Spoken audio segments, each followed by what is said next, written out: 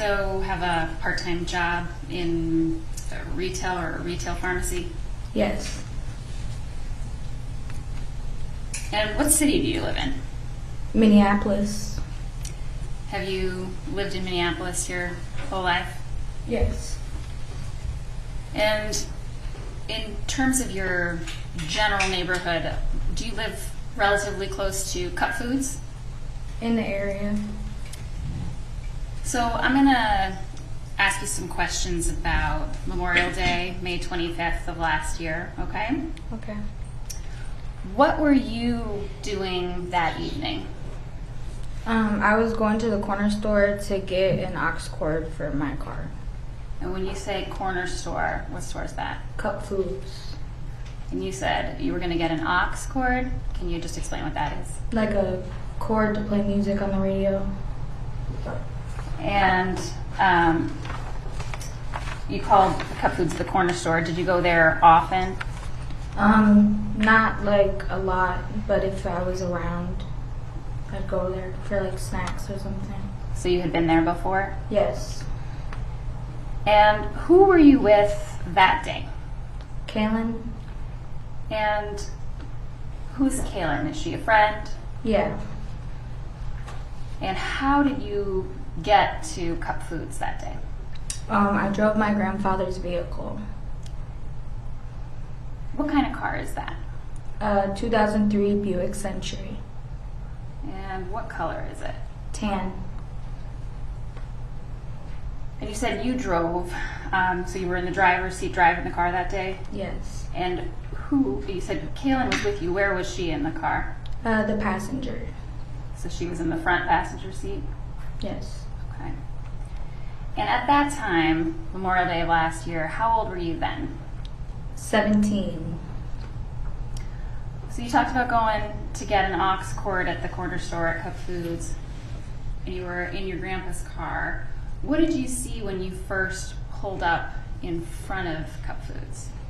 I had seen that there was some police cars. I was just looking for somewhere to park, so. So when you said you were looking for somewhere to park, you said you saw a police car. Did you see anything else? No. Did you get to park the car after you first pulled up?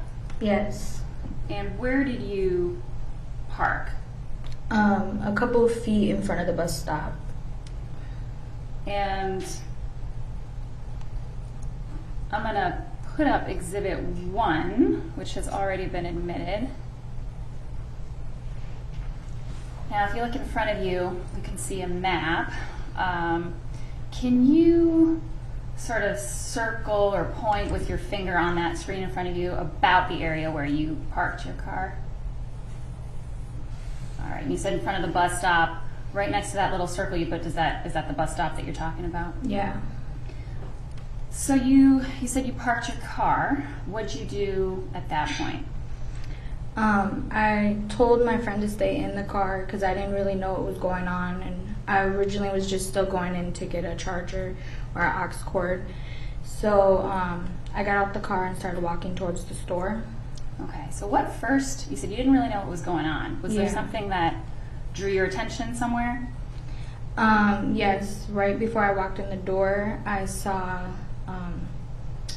there was 4 police officers and George outside. And when you say George, who's George? The black male on the ground. Did you know who he was at that point in time? No. Did you later learn his name? Yes. And are you talking about George Floyd? Yes. So you saw a black male that you later learned to be Mr. Floyd on the ground and some officers. Did you hear what was going on at that point? I heard there was already a couple bystanders there, and I just heard some people talking to let him up and just to stay calm, talking to George. Yeah. And did you hear who you're talking about, George, Mr. Floyd? Did you hear Mr. Floyd saying anything? Yes, I heard him say he couldn't breathe, and that his stomach hurt and that he wanted his mom. Did you have your friend Kaylin's phone with you when you got out of the car? Yes, I did. So when you heard all these things going on, what did you decide to do with that phone? I knew initially that there was something wrong, so I started recording. So you said you knew something was wrong. What made you think something was wrong? Well, a lot of people looked in distress on the sidewalk, and George was in distress. And when you say he was in distress, was it those things you heard him saying that made you think he was in distress? Yes. Okay, so was that what prompted you to start to record? Yes. And could you see what was going on with Mr. Floyd at that point? Yes, I could see that he was being held to the ground. And what did you see with respect to how he was being held to the ground? I saw that Derek had his knee on his neck and 2 other officers had his body pinned down. So when you say Derek, are you referring to Derek Chauvin? Yes. So you saw Mr. Chauvin with a knee on Mr. Floyd's neck, is that right? Yes. And then you said there were other officers. What were those officers doing that you could see? They were like holding him down, his lower half of his body. And in terms of George Floyd's condition, how did he look to you when you saw him? He looked like he was struggling at first, and he looked distressed, and he looked like he was fighting to breathe. So when you say struggling and fighting to breathe and in distress, did it look like he was getting into a physical fight with the officers, or did it look like he was struggling in terms of his ability to breathe? He was struggling with his ability to breathe. He was focused on trying to breathe. Okay. And how could you tell that from your perspective where you were? Well, at first he was vocal and he got less vocal, and you could tell he was talking with like smaller and smaller breaths, and he'd spit a little when he'd talk, and he'd try and move his head because he was uncomfortable.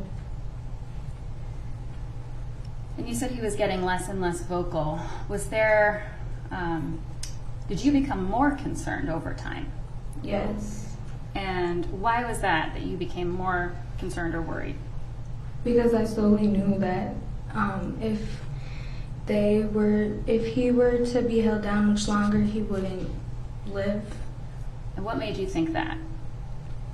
Because you could see in his face that he was slowly not being able to breathe. His eyes were rolling back, and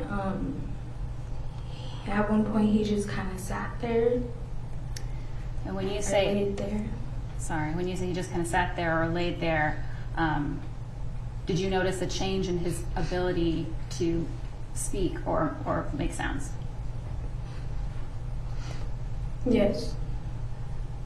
And take your time. If you need a tissue, there's some right there. Is this difficult for you to talk about?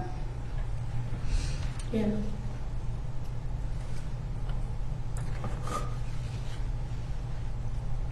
Do you need a minute?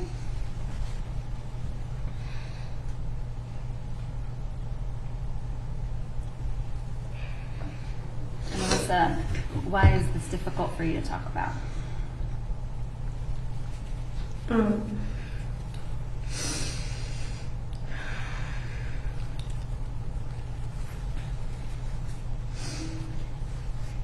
It was difficult because I felt like there wasn't really anything I could do as a bystander. The highest power was there, and I felt like I was feeling it. I'm sorry, you said you felt like you were feeling it? Well, like failing to do anything. You said failing. I hear you now. Why did you feel like you were failing? Because I was there, and I like technically I could have did something, but I couldn't really do anything physically what I wanted to do because the highest power was there at the time. So when you say you couldn't do physically what you wanted to do, can you explain why you felt you couldn't get involved?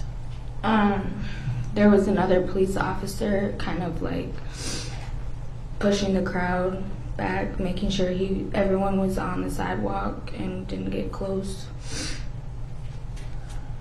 So did you feel like that officer was stopping you from being able to get closer? Mm-hmm.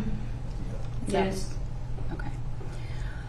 Did you at some point see any of the officers check for a pulse on Mr. Floyd? I'm not really sure. Okay. What did you see the other officers do? Well, they kind of just stood in this, or kneeled at the same position, holding him down. No one really moved that much. That was on Floyd. And did you hear people around you, bystanders, asking about a pulse? Yes. And when you heard people ask about a pulse, did anything about what the officers were doing change at that point? No one responded. Did they move their bodies off Mr. Floyd? No. Did they get up at that point? No. Did Mr. Chauvin get up at that point? No. So was Mr. Chauvin's knee still on top of Mr. Floyd at that point? Yes, his knee remained on him the entire time till paramedics came. Okay. And did you get a chance to look at Mr. Chauvin while you were there? Yes, I did look at him. And what was he doing? Where was he looking? Most of the time I saw him staring at George. I didn't really see him take his eyes off of him for the most part. Did you notice anything about what Mr. Chauvin was doing with his body? Yes, at one point I saw him put more and more weight onto him. And how could you tell that? I saw his back foot or leg lift off the ground and his hands go in his pocket. So, can you just describe a little more what you saw? You're describing the leg movement and what you're describing as a hand in the pocket. What did you see change about the way Mr. Chauvin's body position was to make you think that? Could you repeat the question? Sorry, it was a bad question. How did it change? How did what Mr. Chauvin was doing make it look to you like he was putting more weight on Mr. Floyd? I kind of saw him move his knee down more. Okay. Make little movements. And when you say you saw Mr. Chauvin's knee move down more, what are you talking about? Down into Mr. Floyd or down somewhere else? Down into Mr. Floyd's neck. Okay. And what were you doing while you were watching all of this happen? I was recording and I was telling him to get off of him, and I was expressing that I was upset. And what made you upset about this situation? He wasn't able to breathe, and I felt like they weren't doing what they were supposed to be doing. Objection. Last part of the answer is stricken. All right. So at some point, did you see an ambulance arrive? Yes. And you said that you had seen Mr. Chauvin on top of Mr. Floyd until the ambulance arrived. What else did you see happen when the ambulance arrived? I saw that the police officers didn't move, and Chauvin kept his knee on his neck the entire time, even when the paramedic was checking for a pulse. Did you see paramedics check for a pulse? Yes. And what was happening that you saw at that point in time? They were checking his pulse around his neck. Okay, so you saw a paramedic touch Mr. Floyd's neck? Yes. And was it at that point you said that Mr. Chauvin was still on Mr. Floyd's neck? Yes. After that, at some point, did the paramedics move Mr. Floyd's body? Yes. And was that the first time that you saw Mr. Chauvin get off Mr. Floyd's neck? Yes. At any time before the ambulance came, did you see any officers or Mr. Chauvin attempt to move in any way, move Mr. Floyd or give any medical assistance in any way? No.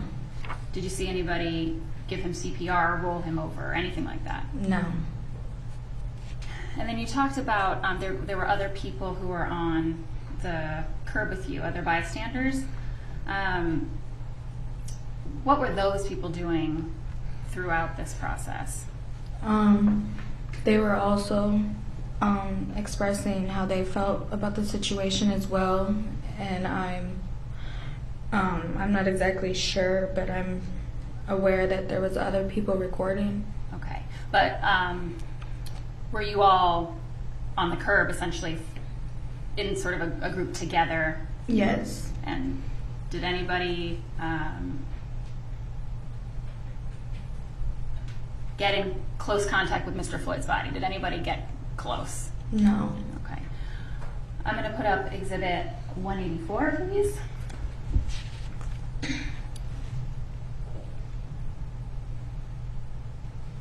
I'll clear that. So, do you see yourself in this picture?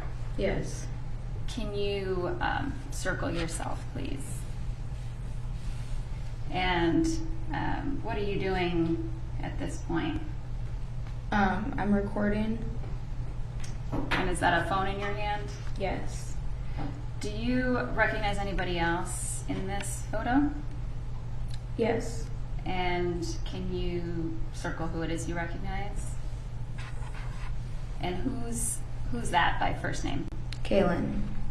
And is that the friend Kaylin you were describing? Yes. So you had initially testified that you told her to stay in the car, that she stayed in the car. At some point, did she come out and join you? Yes. All right. And you, in this picture, did you recognize anybody else in this photo? Darnella. And how do you know Darnella? I used to go to school with her. Did you have any interaction with her while you were there? Before we walked up, I said something to her like, "Hi, how are you?" Because I haven't seen her in a while. It was the summer, so. So you know who she is, but you didn't plan to meet her there or anything like that? No. Okay. Did you, while you were recording with Kaylin's phone, were there 3 separate video clips or 3 separate video files that you created on that phone? Yes. And before today, did we have a chance to show you those videos? Yes. And did those 3 videos fairly and accurately show what you saw and what you recorded on Kaylin's phone? Yes. And we've marked those clips as exhibits 26, 27, and 28. I'm going to offer those at this time. And we're not going to publish those, but I'm not going to publish them at this point. Let me receive them first. Oh, sorry. 26, 27, and 28 are received. Thank you, Your Honor. There was also another video that you were shown. Did you have a chance to see a composite video or a side-by-side video of your 3 videos and a street camera all put together, synced up? Yes. And does that video that you saw, again, fairly and accurately show those 3 video clips and also show what you were doing and where you were positioned on that day? Yes. And we've marked that composite video as exhibit 246.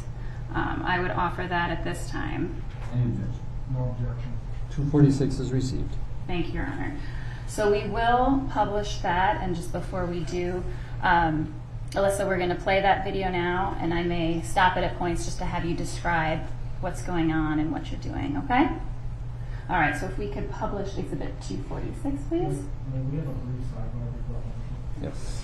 Just one moment.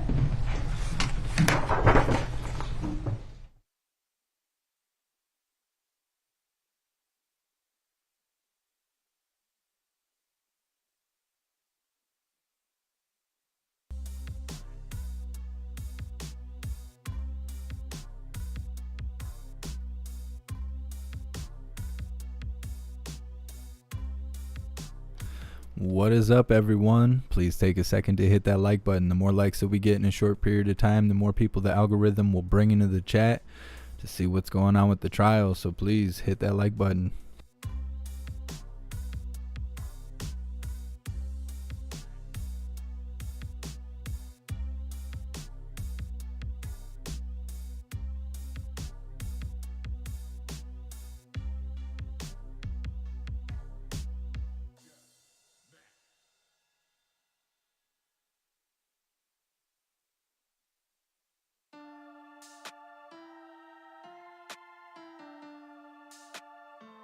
What's up, Lioness? What's up, JP?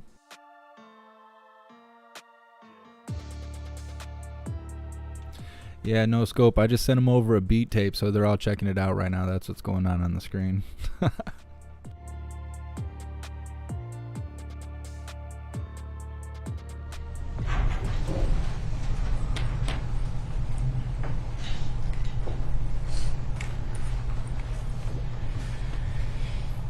All right. Sorry about that, Alyssa. So we are going to play Exhibit 246, but before we start it up again, we have sort of the beginning still frame on this video, which is now at 8:19:24. If you could, do you see the car that you were driving where we have the video right now? Yes. And can you circle that on the screen, please? And does that show you in the driver's seat? Yes. And was that the moment that you arrived on May 25th? Was that this visual, in terms of the positioning of the officers, was that what you could see as you were pulling up? Yes. All right. We can continue to play it.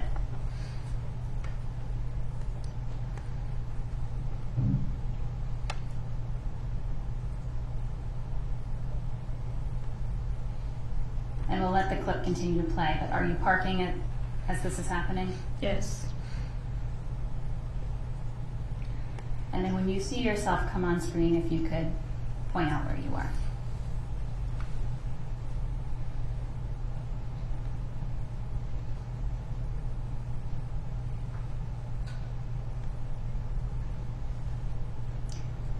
And before we get to that point, and we can continue to play, did you initially start filming sort of from this side or behind the bus stop? Yes. I moved closer eventually. And why was it that you started filming, and we'll pause it right here. Why was it that you started filming sort of at a distance? I wasn't really sure what was happening at first. I didn't want to get too close.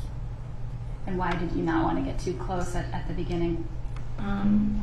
There was just a lot of police officers and it kind of felt tense.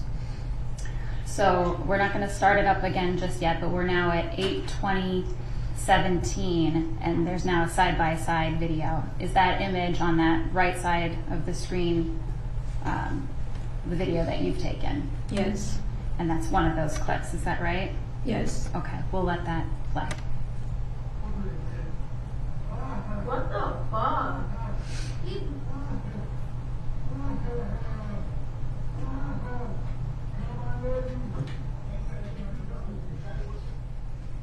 And what was going on right there as you were filming? Where were you positioned? I was behind the bus stop, or in front of it, I guess you could say. Okay.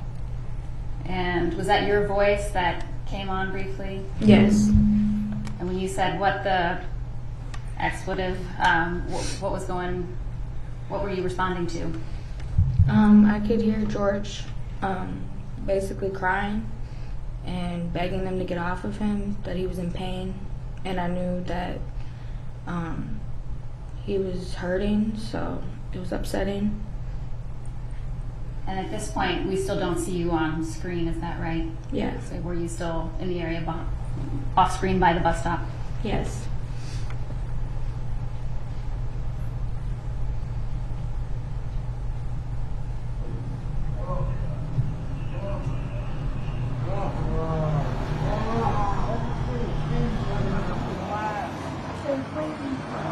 Bro, you got him down, man. Let him breathe, at least, man. I can't breathe. I've been trying to help him. Pause it right there. And do you see yourself on screen now? Yes. And can you circle where you are? And on the right side of the screen, is that the video that you're taking at that point in time? Yes. Okay. We can keep playing. When my homie down, I went back and forth. I'm about to die in your face. Relax. Man, I can't breathe in my face. Just get up. What do you want? I can't breathe. Please, the knee in my leg. I can't breathe shit.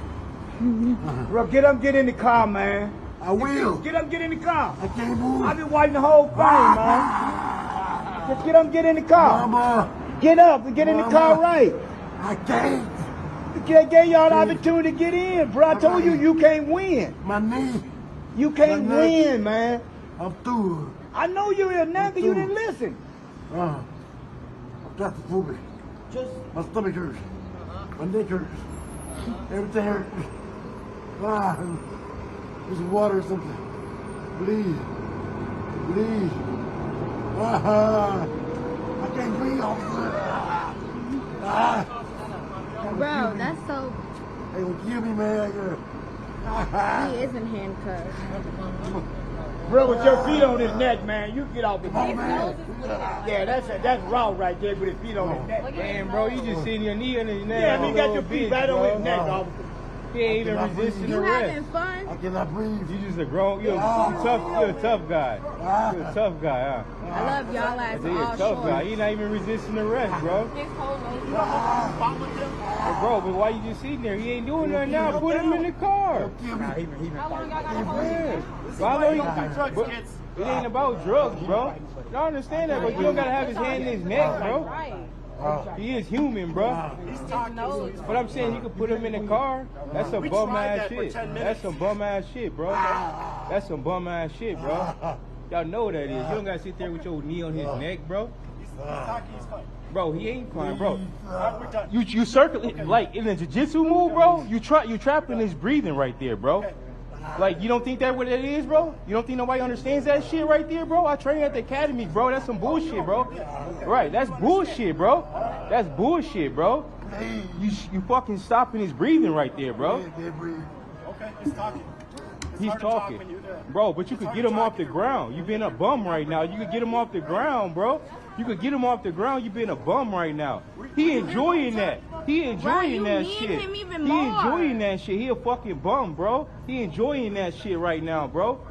You could have fucking put him in the car by now, bro. He's not resisting arrest or nothing. Is he talking now? You enjoying it. Look at you. Your body language explains it. Look you at fucking him. bum. Bro, get the fuck off of him. What? No, I already know He's that, bro. I looking, tell you he's what about happened to to these knock bum ass dudes out. at What the the fuck academy, is bro. wrong? You know. All right, we can pause it there for a minute. Now, there's a voice saying things like, why are you kneeing him more? And he's not talking now. Look at him. He's about to knock out. Whose voice was that? That is mine. And when you were expressing, why are you kneeing him more? What does that mean? What were you trying to get across? Well, at that point, I saw him like moving towards him more, putting more pressure. And when you say him moving towards him, can you just Derek. Derek, Mr. Chauvin was moving towards Mr. Floyd more? Yes, with his knee. Okay. So when you say kneeing him more, are you meaning pushing on him more with that knee? Yes. Okay. And you said, he's not talking now, things like that. Did you notice a change in Mr. Floyd at that point in time? Yes, he stopped being as vocal, and he was more struggling to breathe. And when you said he's about to knock out, what does that mean? What were you trying to get across there? Well, I could see that he was going unconscious, and his eyes were starting to roll to the back of his head, and he had some saliva coming out of his mouth. Was that the point in time where you became even more concerned? Yes. Okay. All right, we'll continue to play.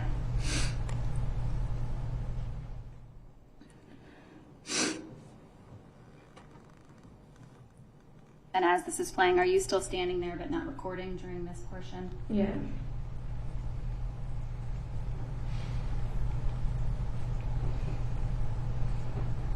And then did you record again afterward? Yes. See, that's cool though, bro. You're a bum, bro. You're a bum for that. You're a bum for that, bro. You get mad. You just sitting there stopping his breathing right now. Look at it! What the fuck? Right now, bro. Bro. Get the fuck off of him! What is wrong with y'all? What the fuck? What the fuck? I'm not scared of you, bro. You're a fucking pussy. I hope you know you're a pussy on God. I hope your ass rot in hell. But look, well, you should check on him. He's not No! right now. Back off! He's not responsive right now. Get off the street. He's not responsive right Okay, now. then you would know. He's Get off not the street. responsive right Okay. now. He's not responsive right now, bro. Does he have a pulse? No, bro, look at him. He's not responsive right now, bro. Check for a pulse. Bro, are you serious? You Go gonna just check. with that on Let his me neck, see a bro? pulse. Is he breathing right now? handcuffed. Check his How long will pulse. we have this conversation? Check his pulse. Okay. Check his pulse, Kyle. I'm Kyle, telling you check right his now, pulse. check his pulse. Kyle, check his pulse, bro. We gotta Bro, get check his pulse, bro. You bogus, bro. Don't do you drugs, bogus. guys. Don't do drugs, bro. Check What his is pulse that? right What do you now. think that is? You call what he doing okay? Get back You on call the what he Badge doing okay? number You call what you doing? You 7162. call what he doing okay, Are you bro? really a firefighter? Yes, Bro, I am okay. from Minneapolis. Okay. Bro, Then you get on the sidewalk. you Show think me that's his okay? pulse. Check his pulse. Check his right Kyle, fucking check his now. pulse. Get back on the Check. sidewalk. The man ain't moved yet, bro. The man ain't Find me on moved the yet, street. bro. Okay. He's not moving. Bro, you're a bum, bro. You're a bum, bro. You're Check his pulse definitely a right now. bum, Tell me bro. what it is.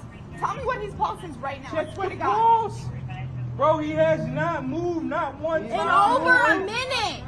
But he Stop has that. no- So, is it your voice asking about badge number and saying he's not moving, things like that? Yes. And then someone said he hasn't moved, and then in over a minute, was that your voice too? Yes. Why was that important for you? That in terms of saying over a minute, were you worried about the length of time that this was going on? Yes, because I knew time was running out, or that it had already. What do you mean by time was running out? That he was going to die. I can keep playing.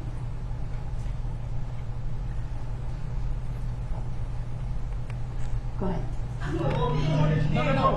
Okay, that's cool. Go back in the store, bro. Go back in the store, bro. Bro, He's not what the fucking fuck? moving. I see that. Bro, I'm trying to help y'all out. Bro, you don't need to help me out, bro. I know your parents. I know everybody that owns the store. You don't need to help me the fuck out, bro. He's not fucking moving right now, bro. saw that, man. Bro, he was just moving when I walked up here. So y'all are gonna wait for the ambulance? You have a pulse? I've been watching it the whole time. I'm busy trying to deal with you guys Okay, right do now. they have a Bro, pulse? he doesn't have it, bro. There's He's three not of you guys. fucking You guys should be moving. able to fucking multitask. That's your fucking job, right? Bro, what you 1087, bro? You're a bum, bro. Or 987, bro? You're a bum. First thing you want to grab is your mace because you scared, bro. Scared of What is fucking that? minority. He's still on the Bro, ground. He's still on it. 3 minutes. Get the fuck off him. What are you doing? 3 minutes. Say that right then, please. And somebody's saying you're still on him 3 minutes. Whose voice is that? I believe that was a girl from inside the store. Okay. Did you hear your voice in that portion in there? Yes. And what were you saying?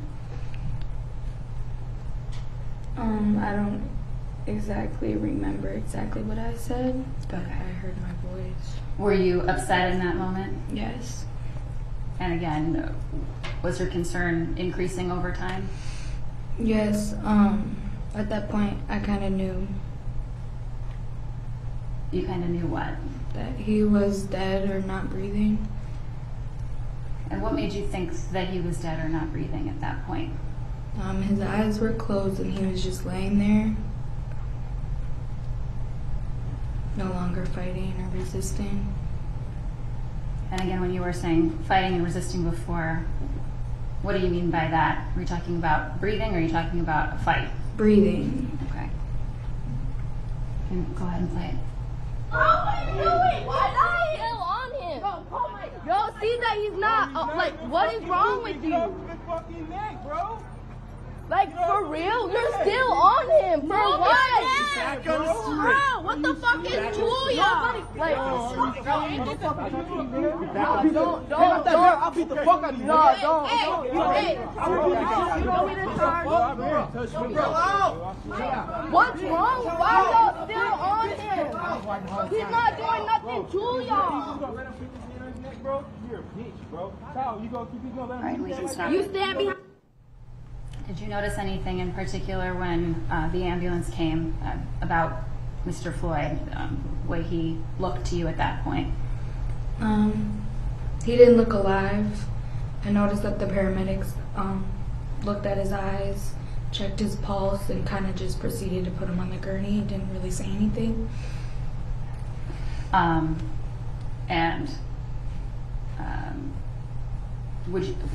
Had you previously described his body as limp? Yeah. Okay. All right, you can play the rest. Thank you.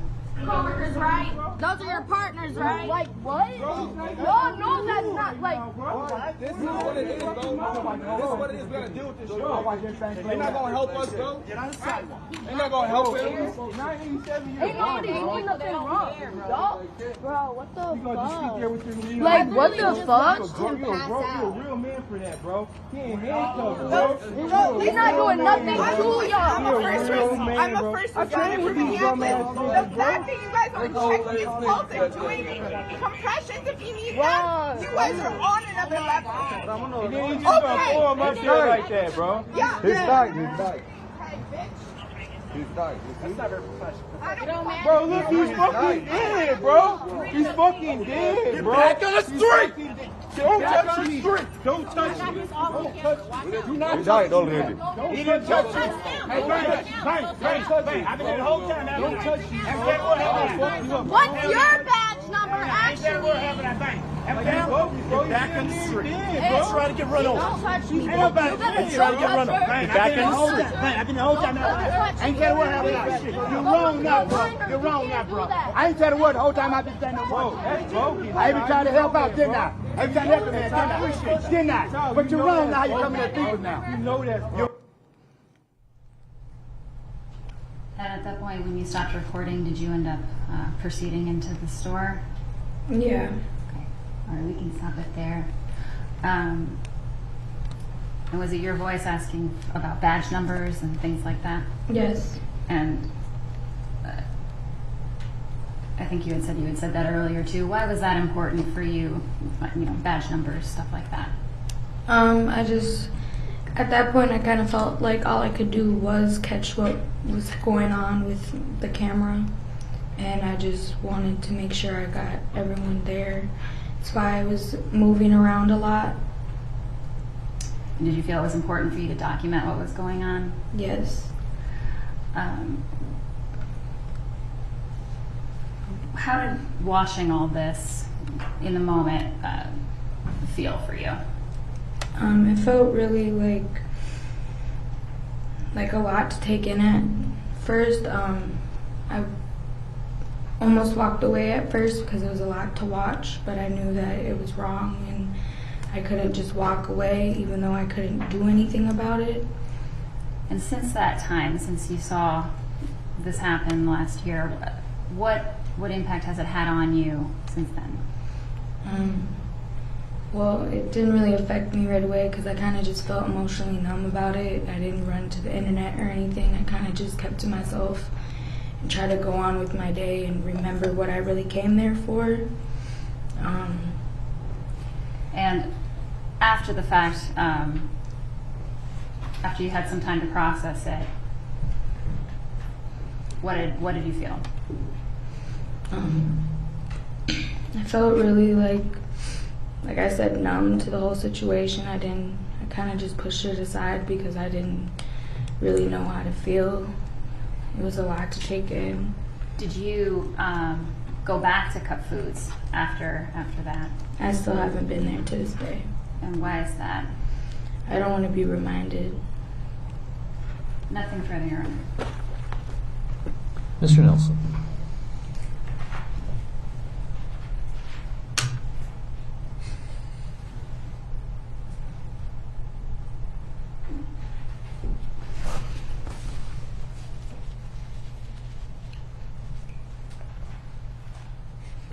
Good afternoon, ma'am. Hello. Just a few questions for you. Do you recall being interviewed by Agent Peterson and Ryerson of the Minnesota Bureau of Criminal Apprehension? I believe so. Okay. You remember talking to two police officers about what you observed, what you saw, things of that nature? Yes. And if I told you their names were Agents Ryerson and Peterson, would you have any reason to dispute me? No. Okay. And they recorded that call, is that correct? Yes. And then again, I believe just within the last 2 or 3 days, you met with the prosecution team? Yes. And you told them, gave them some more information as well, correct? Yes. All right. So, do you recall telling Agent Peterson and Ryerson, as well as the prosecution team, that while you were there, you observed the officers check Mr. Floyd's radial pulse? I said I believed that they did. The two that were on his body, I thought at one point that I did see someone try. Nothing changed though, nothing of their body language or anything changed. Okay. Do you recall, were you given an opportunity to listen to your previous statement? No. Were you ever given a transcript of your previous statement? No.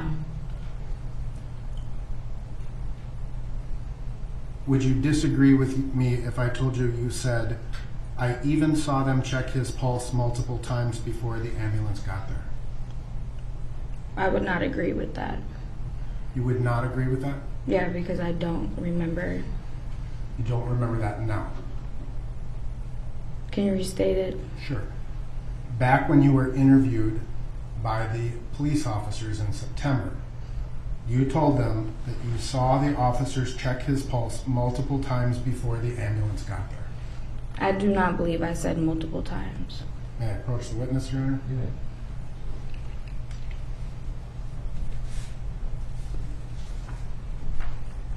Date stamp 36415, page 4 of 8.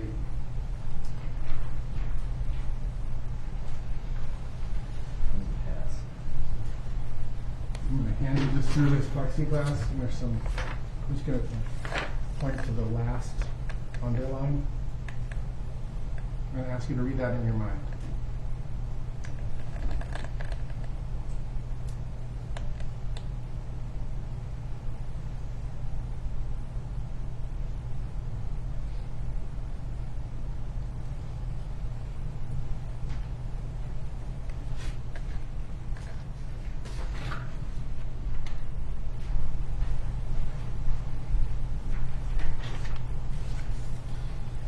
So did you tell Agents Ryerson and Peterson that you saw the officers check for a pulse multiple times?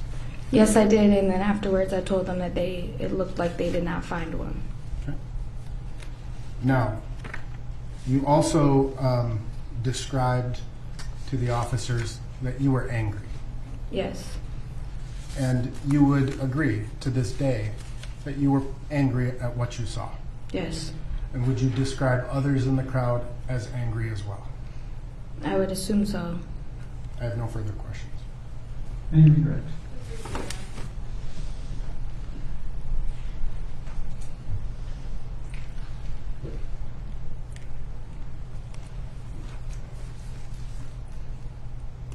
Alyssa, you were just asked some questions about a pulse. Did that refresh your recollection about that portion of what you saw? A little bit. The day those officers came to my house, it was multiple times of being bothered. and it was kind of like they kind of forced the interview onto me. So Okay. So thinking about it today, in terms of what you saw that day, just tell the jury what you saw in terms of somebody checking a pulse. Well, I don't exactly remember standing right there all the way because it's kind of like in and out. But rewatching the video, I remember seeing like someone move their hands towards his wrists, his vitals, behind his back. And was that person Mr. Chauvin? No. So that was someone else. Yes. And are you unclear about whether or not that was an actual pulse check because you said they didn't change anything they were doing? Correct. Okay. And did you assume that if they hadn't, that if they were concerned, they would have changed what they were doing? Yes. Would they have gotten off him? Is that what you expected to happen? Yes, that is what I would expect they would do. And you were asked some questions about being angry. Were you upset about what was going on in front of you? Yes. Did you attack anybody? No. Hit anybody? No. Threaten the officers in any way? No. So when you say angry, what do you mean? I was upset because there was nothing that we could do as bystanders except watch them take this man's life in front of our eyes. And when you say we, were all of you doing what you were doing? Meaning not getting physical and not throwing punches or making threats to the officers? Correct. Nothing threat. Nothing does. No, you're right. All right, thank you. You may step down.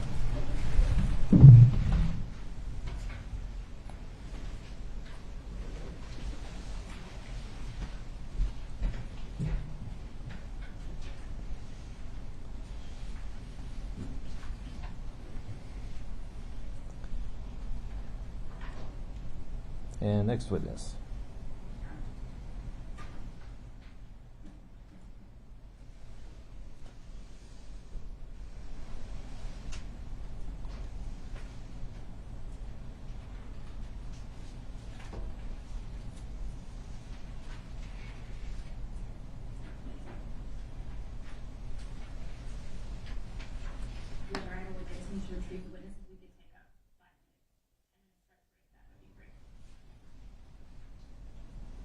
Members of the jury, why don't we have you go back to the other, long enough for a bathroom break. How's that?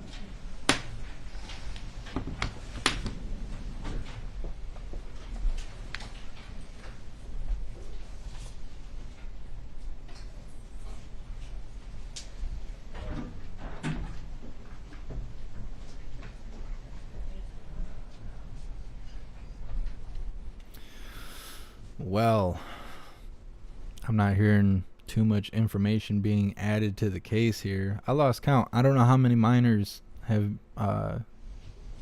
testified at this time. I don't know if it's 2 or 3. I know we got 4 to deal with in total.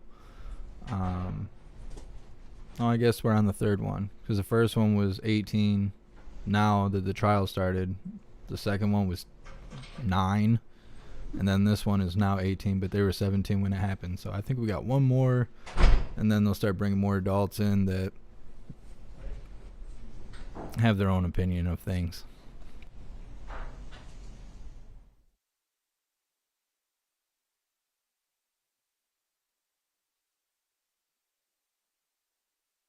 We've only been live for 48 minutes. I've probably banned like 15 people. Lots of racist people show up. If you're white, you should do this. If you're black, you should do this. If you're Asian, you should do this. If you're here, you should watch your mouth. That's what it should be. People are crazy. Not everything's about race. Most things are not about race. As far as outside of the case, I don't know the cop and all the crap. I don't know nothing about that. I'm just talking about in life. In general. People are crazy. Let's get some music going.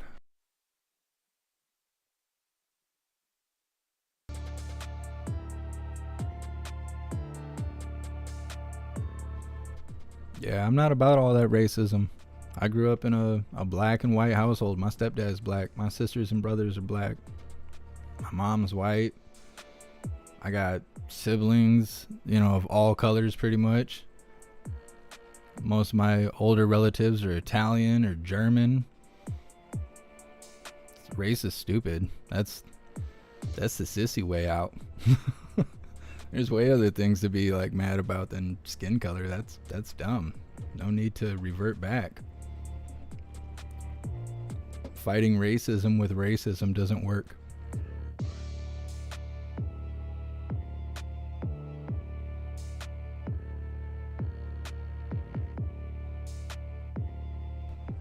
I wonder how many witnesses they have. Does anyone know? Have they mentioned how many witnesses they plan on calling?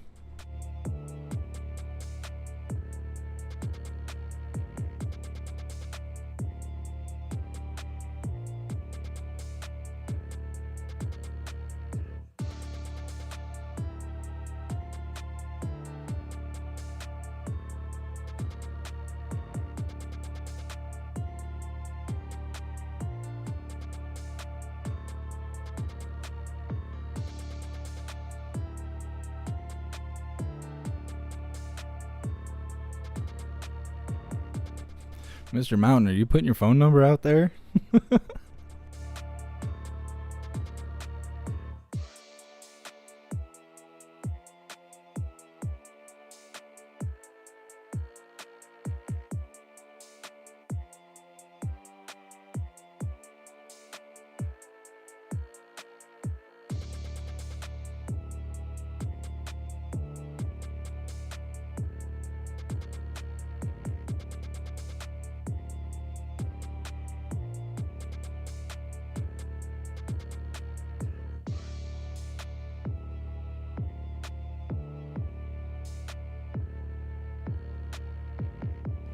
No way, that's got to be wrong. They don't have 400 witnesses. That's got to be wrong.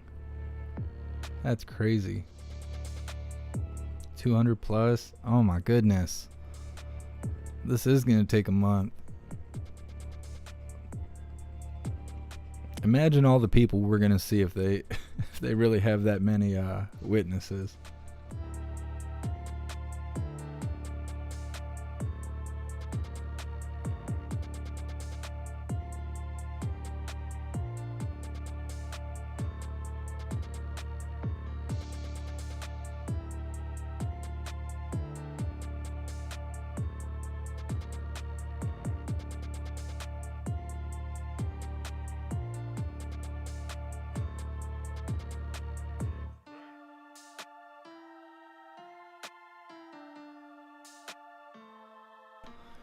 I can only imagine what we're going to hear out of 400 people.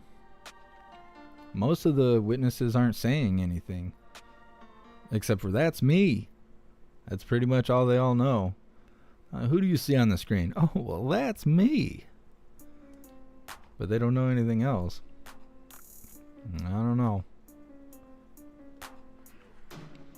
Definitely had some characters up there, like Mr. Fish Choker. He's like the star of the show at this point. Almost everybody's video and recording and pictures and everything has got Mr. Fish Choker up there.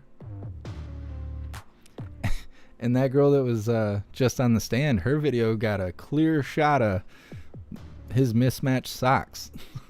Like a clear shot. The camera turned downward. You could tell who that was.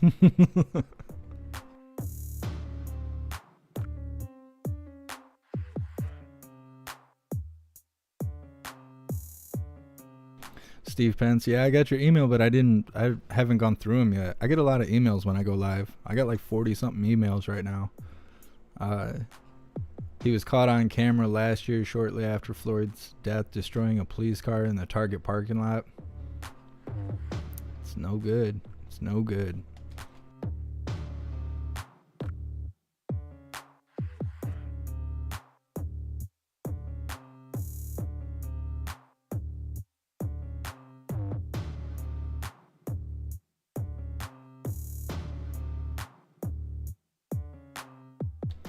Yeah, I guess that's true. If they have 400 witnesses, it doesn't mean that they will all be called.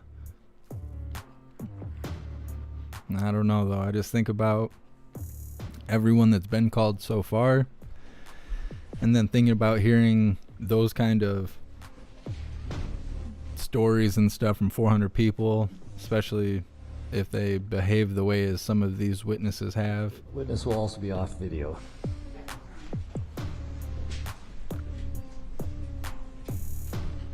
So I'm thinking this is our last witness that's a minor.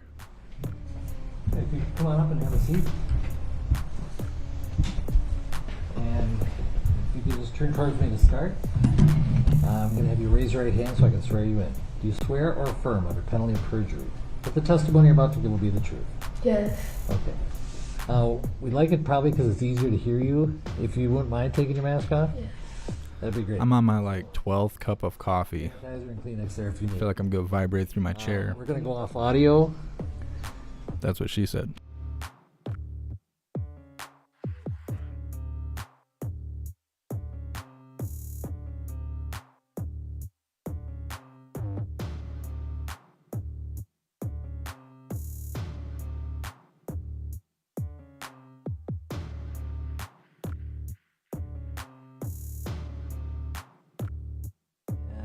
Ms. Eldridge.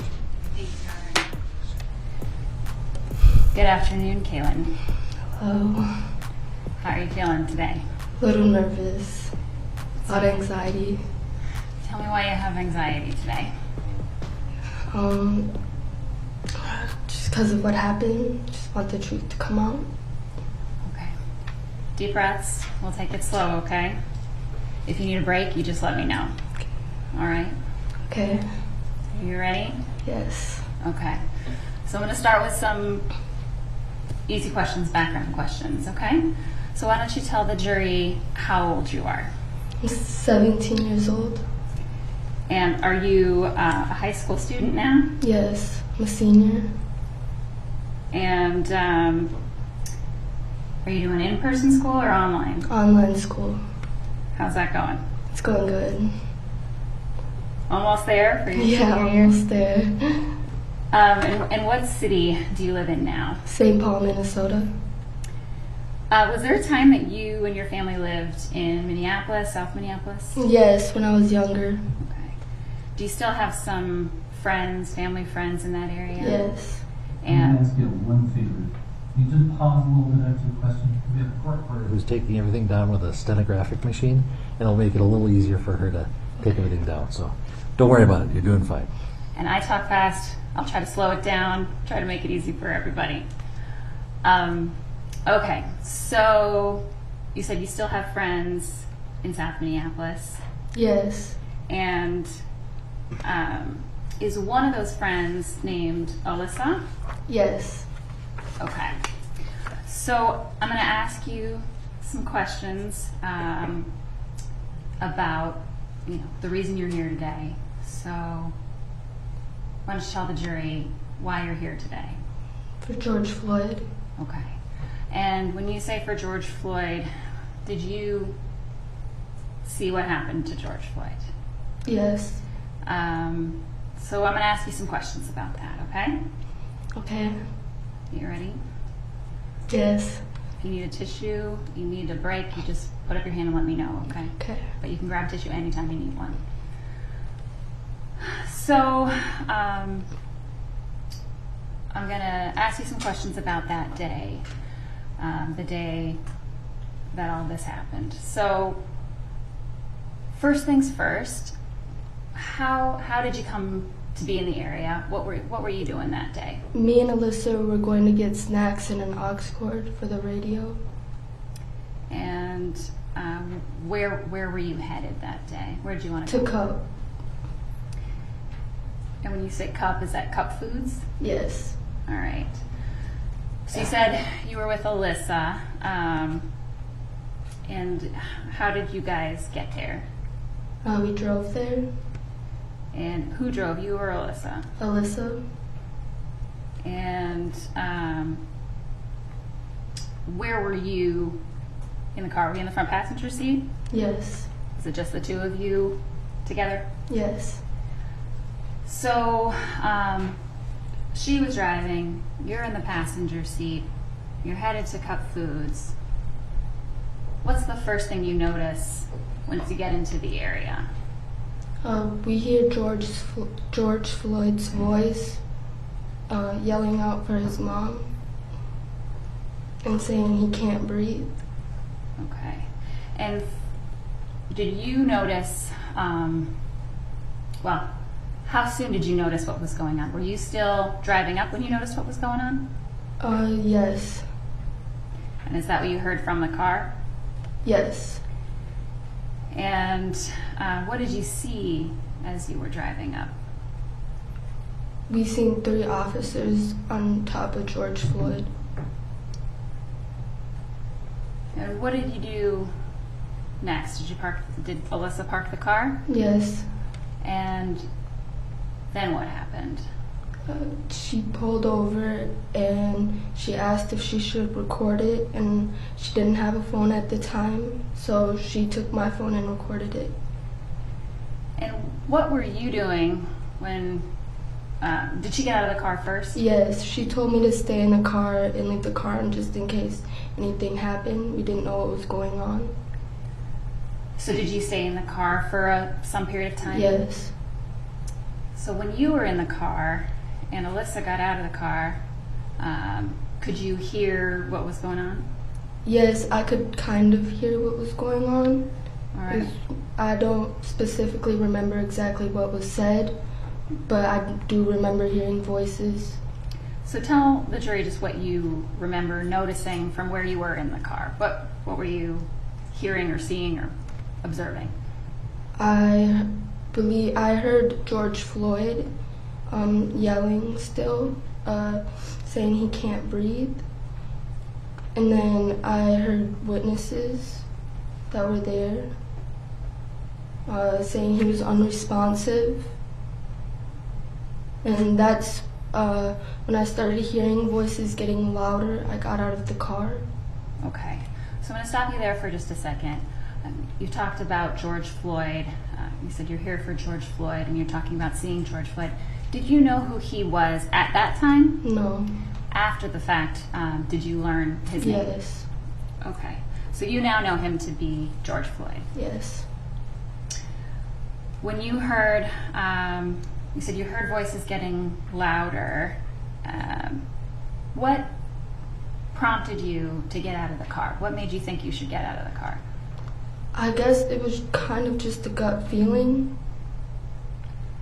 When you said you heard voices getting louder, was there something about the tone or what was said that... It sounded serious. Okay. And what made you think it was something serious? Just the way, like, everyone sounded. Okay. So what did you do? I got out of the car and I walked up, and that's when I saw George Floyd unconscious and Derek on his neck. Okay. So I'm going to break that down a little bit. You said you saw George Floyd unconscious. What made you think that George Floyd was unconscious when you saw him? He wasn't talking anymore, and when we pulled up, he was talking. His eyes were closed. He wasn't moving. And you said you saw Derek on top of him? Yes. And by Derek, do you mean Derek Chauvin? Yes. Did you know who that was at the time? No. But did you learn his name later? Yes. So when you said that you saw Derek or Mr. Chauvin on top of George Floyd, what did you see Mr. Chauvin doing? I saw him kind of digging his knee into his neck more. Like, he was putting a lot of pressure on his neck that wasn't needed. And how could you tell, or what made you think from your point of view that Mr. Chauvin was putting more pressure on George Floyd's neck? You could see it, like his foot movement. So when you say digging, are you talking about the position of Mr. Chauvin's knee on Mr. Floyd's neck? Yes. Okay. So you come out to see Mr. Floyd, who looks unconscious to you. What else do you see and hear going on around you? The witnesses telling him to check for a pulse. And what happened at that point?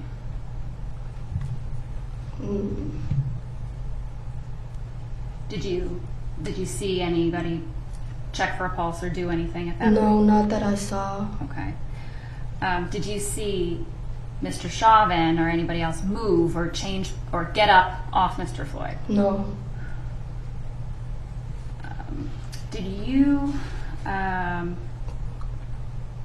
were you concerned at that point in time? Yes.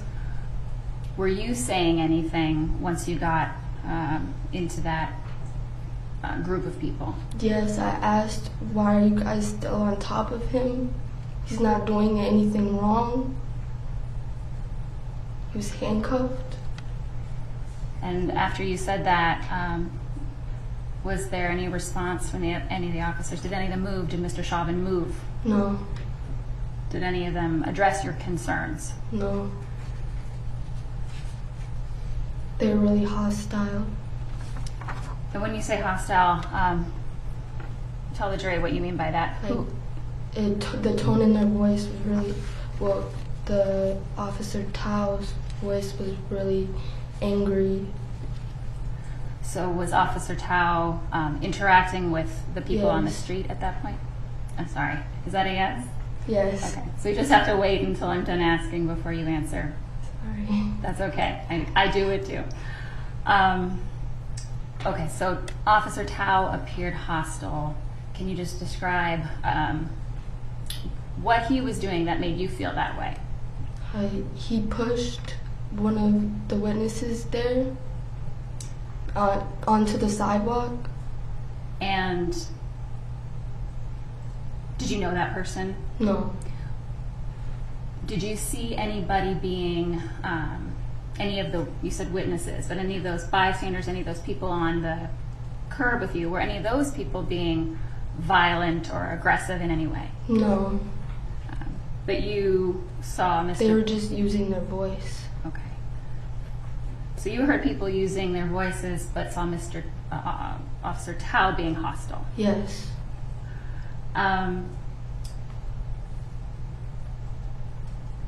What else did you see? Did you see any of the other officers who were there at that when you were on the curb? Not when I was on the curb. And what about Mr. Chauvin? Did you see him? Yes. And what did you? How would you describe his body movement or body language at that point? Kind of angry, like. So I'm going to stop you there. But tell me what he was doing with his body. He was like digging his knee into George Floyd's neck. Did you notice anything else about him, Mr. Chauvin, reaching for anything or touching his mace or anything like that? Yes, he did grab his mace and started shaking it at us. And how did you feel at that point? Scared.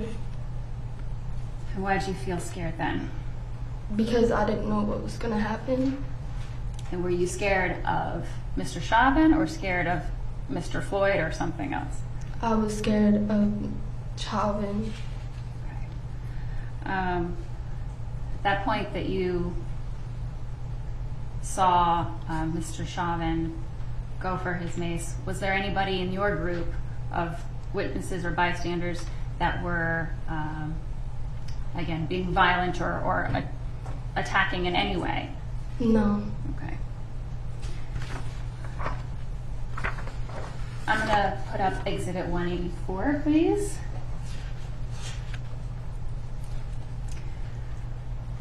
Now you should see that on your screen in front of you. Do you see yourself in this picture? Yes. Can you just circle yourself on that screen? It's a touch screen. Use your finger. And do you see anyone else you recognize there? Melissa. And you circled Alyssa second. What is Alyssa doing there? She's recording. And is that your cell phone she has? Yes. And what were you doing at this point? I was telling Donald Williams, I believe his name is. I was like, because the cop, I think, pushed him. I don't exactly remember, but I told him, like, don't, like, because I didn't know what was going to happen. I didn't want anybody, like, fighting the cops or anything like that. Okay. Because I knew it'd escalate. Did you know Donald Williams at that time? No. Did you learn his name somehow after the fact? Yes. Was there anybody fighting with the cops? No. Was there any fight that happened with any of those bystanders No. with the cops? Were you concerned for everybody's safety? Yes. Okay. And at some point, did you see, we can take that down. Did you see an ambulance arrive? Yes. And what was going on at that point in time? The ambulance pulled up and Derek was still on his neck. The ambulance people had to signal him to get up. And you just made a motion with your hands. When you say signal him to get up, did you see a paramedic make a motion to Mr. Chauvin that looked to you like a get up kind of motion? Yes. Okay. After the paramedics arrived, was that the first time that you saw Mr. Chauvin get up off Mr. Floyd? Yes. And how did Mr. Floyd look to you? What did his condition appear to be to you? He looked kind of like purple, like he wasn't getting enough circulation. And was he moving or talking or anything at that point? He was really limp. Okay. And I know this is tough to talk about, and I know it's hard, so take your time, but what did you think at that moment? Well, I didn't know for sure if George Floyd was dead until after the fact, but I had a gut feeling. So based on what you saw and how his body looked to you when they took him away, did he look dead to you at that point? Yes. And did you see anybody until the paramedics arrived, any of the officers attempt to render first aid or CPR or give any medical help before that? No. Nothing further, Your Honor. Sure.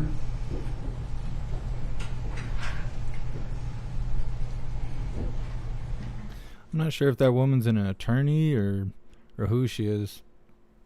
It's hard to hear her ask questions and stuff because she asks a question and then everything that's replied is, well, what did you mean by that? Like, well, I was eating a Snickers. She's like, well, what did you mean by that? Well, I took a bite. Every single question, it's hard to listen to. All right, thank you. You may step down.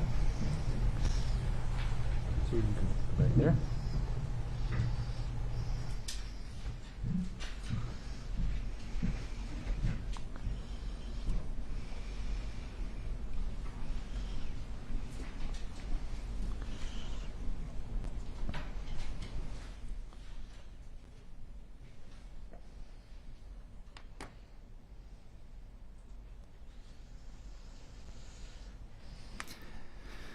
Hey, thank you so much, Daniel, for joining the membership program, and welcome to the family. You're officially a hooligan.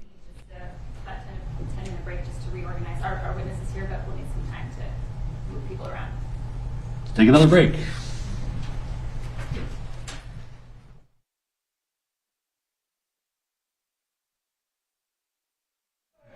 And then we'll go in after.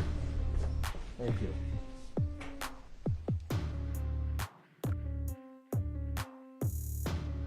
Wonder how many breaks we're gonna take. Goodness. They were just kidding about this taking 4 weeks. It's gonna be 11 months like the O.J. Simpson trial. If we keep taking breaks like this, like goodness. Let's see what time it is. So we probably got another hour, maybe 2 hours of this. So I wonder who our next witness will be.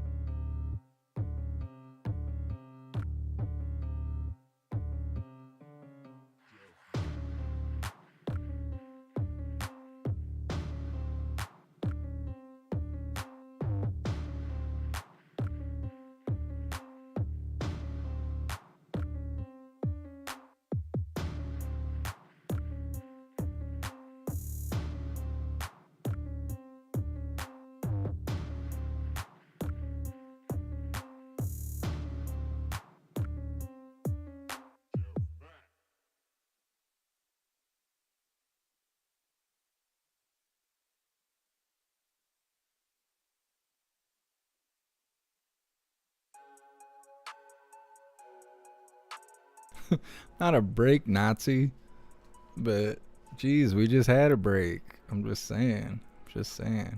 Shouldn't be taking a break like this often, but I mean, whatever. They probably get paid breaks. They work for the court system. It's weird to see so many people wearing masks, because I don't ever wear masks. So I see people like struggling and forgetting to put them on and stuff. And they need to just get away from that stuff. And then they want you to take a vaccine. It's going to turn you into a toaster or something else. Nobody even knows what will happen to you. And then you still got to wear a mask. I don't know. I mean, if you want to wear a mask, then good for you. But if you don't want to wear a mask, I don't understand people trying to tell you to wear one. That's dumb. That's like telling you what kind of shoes to wear, what color clothes you can wear, how to style your hair. It's not called cancel culture. It's called communism. But, you know.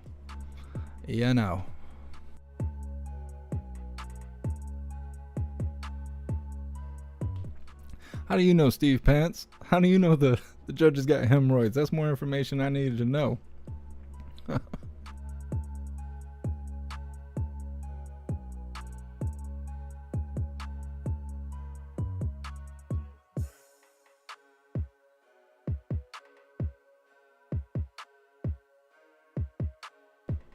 No, I don't plan on getting the vaccine. I have no intentions of getting the vaccine.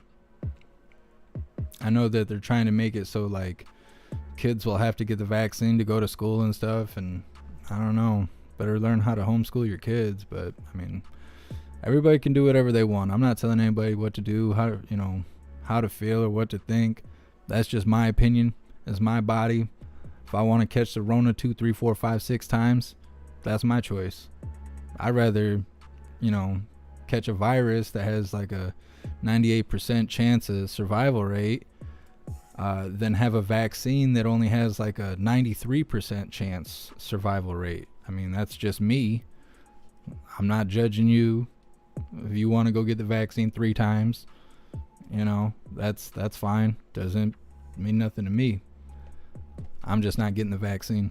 I don't care what kind of stipulations they put up. I mean, what can they do? Say you can't go to work, start your own job.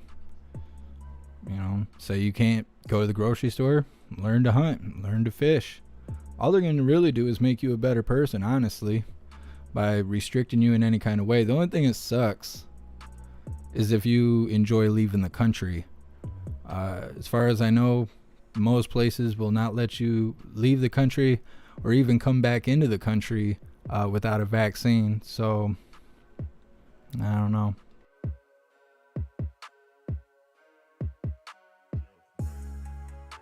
Oh, I see a lot of mixed feelings in the chat. Don't get like that. It's my body. If I don't want them experimenting on me, that's me.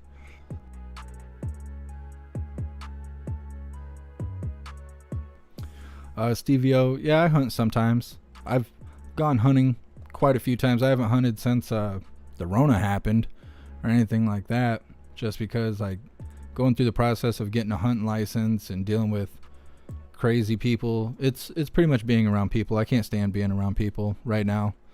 Everyone is giving information, but no one is receiving information. So when you get around a lot of people and they're all chattering and stuff, and then someone like me walks into a store or a building or a big group of people, then they all want to tell me how they feel because I don't look like people around here. So I stand out big time. I stand out big time around here. I am very identifiable.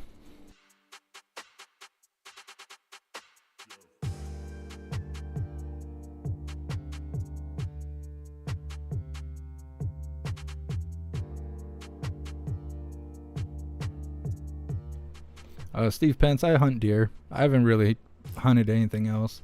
I haven't been taught to hunt anything else. So if I was to go out and hunt rabbit or anything like that, I wouldn't even know how to clean it. And I don't believe in just killing things for the sake of killing things, like killing for sport. Nah.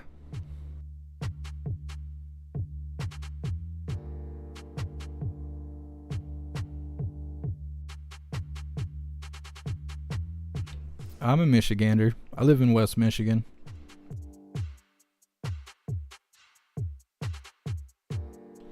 Yeah, Stevie O. Where I live is really Christian. Well, it's Christian Catholic. It's really religious around here and really conservative.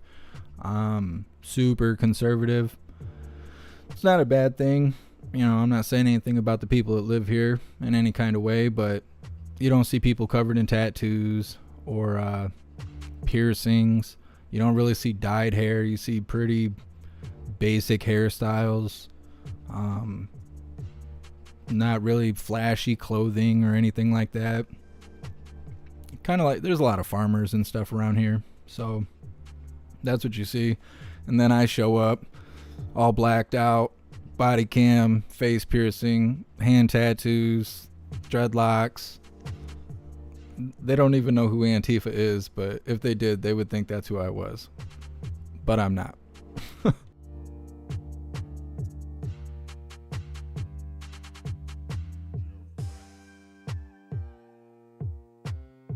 Well, I guess that says it on its own, really. People here don't even know who Antifa is. They don't even know that, like, protests are still happening. They think that that only happened in May. They don't realize that it's still going on.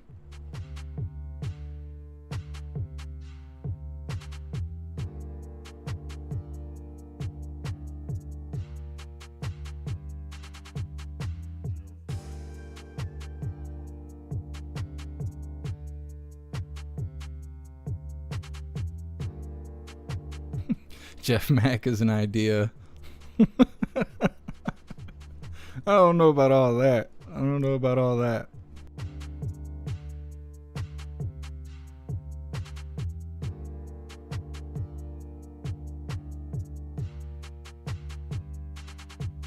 Oh, I'm west of Grand Rapids. I'm like 10 minutes from the beach. Like, I see Lake Michigan every day.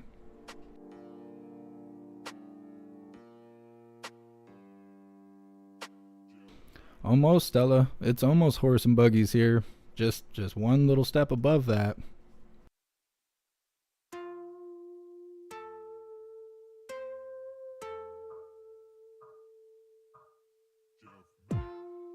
Yeah, Danette. Hardcore American. I love our American values and our rights. We had somebody enter the chat earlier. Somebody was talking about, I don't know what they said, something about weed and porn should be legal or something. And in response, someone said, well, I'd rather they ban guns than ban porn. Nah, I gotta ban you when you say stuff like that. You would rather have your rights taken away than porn. Like, how dumb. How dumb. What an ignorant statement. You get banned for that kind of stuff. People are like, you're biased. I'm pro-American. You say anything that's un-American, you behave in an un-American way, that's that.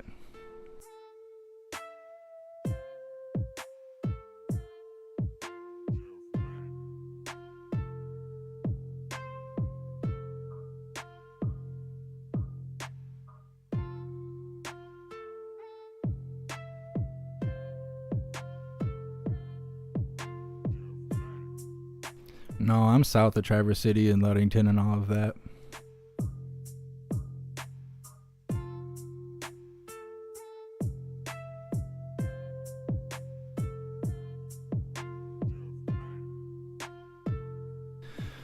John Taylor, the reason that I don't let people hang out in the chat when they act ignorant like that is it takes away from what we're doing. So if they're behaving that way, a lot of times people will argue with them, and then you got, you know, a lot of people in here just arguing with each other. That can affect the channel based on what people say. YouTube can have a problem with it and then penalize me for not controlling the chat. And it also makes you know, it takes away from what we're watching. So people would rather argue and fight, and sometimes it becomes hateful or racist. And then you're not even paying attention to what you're watching, or maybe you feel hostile. It just takes away from it. And it can also get a lot of people banned. I used to let it slide depending on what's going on, but letting hate like that, or, you know, I mean, that's not really hate, but having big debates or anybody who is speaking hate, if I let them hang out too long, 3, 4, 5 people, 6, 7, 8, 10 people. I mean, you can get up to like 20 people arguing. And when they start crossing those lines, they start using racial slurs, they start talking about violence, I might have to ban all 20 of those people because they broke the rules, when if I would have just removed the troublemaker, it wouldn't have provoked the other viewers.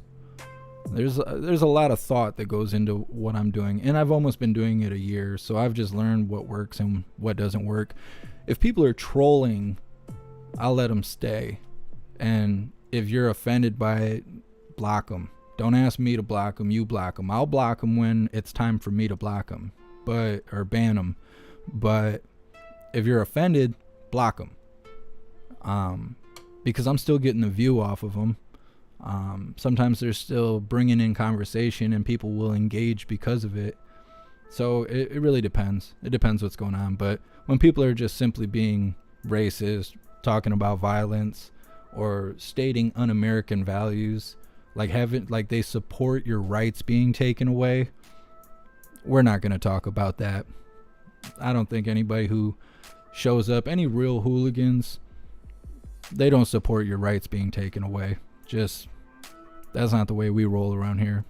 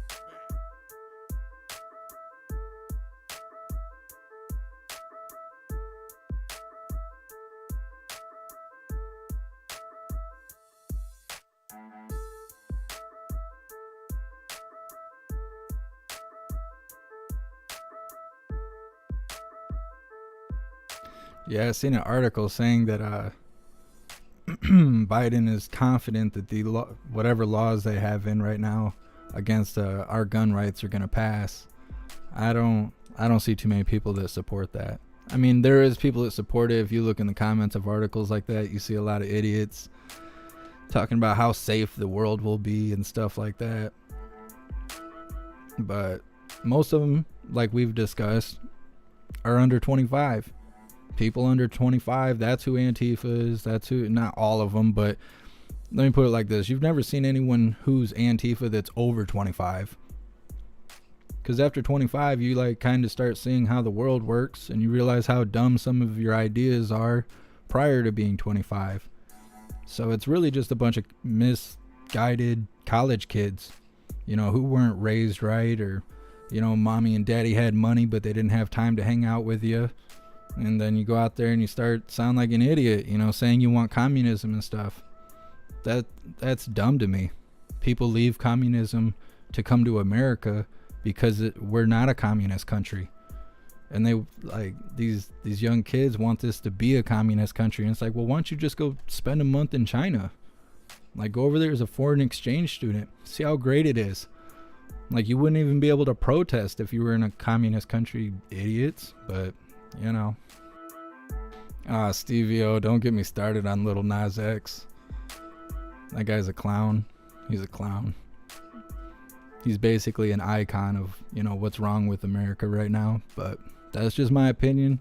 If you guys, you know, like listening to all that stuff, then more power to you. But it's not in my, it's not coming out of my speakers.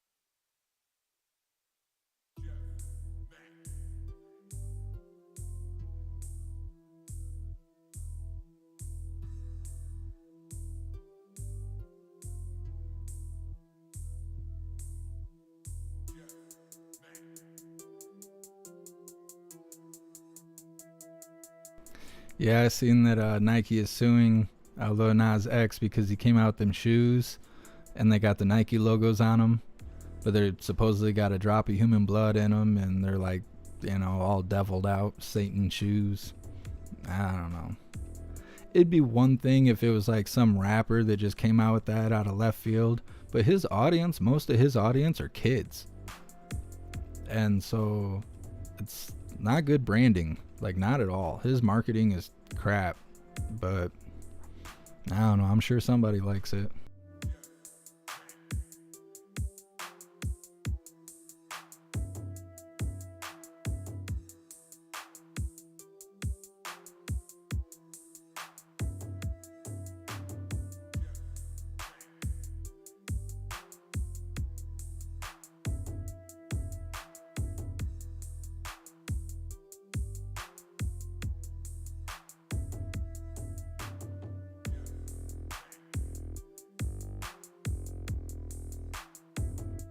I wonder how long this break's supposed to be. I didn't even look to see when they left.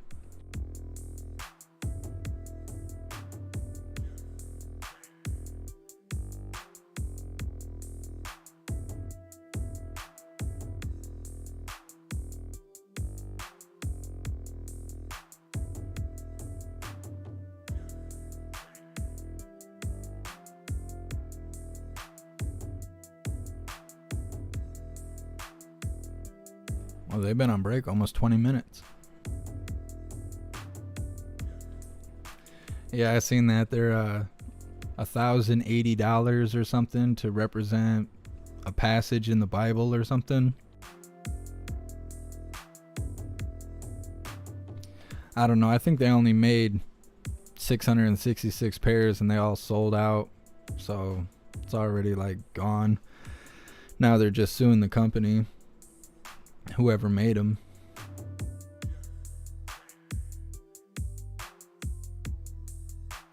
Yep, I seen the Captain Underpants books are being attacked right now. I guess they're racist or something. I've never read them. One of my little brothers used to be all into that stuff, and so I don't know much about it. As far as I know, it's not racist, but I've never read them, so what can I say?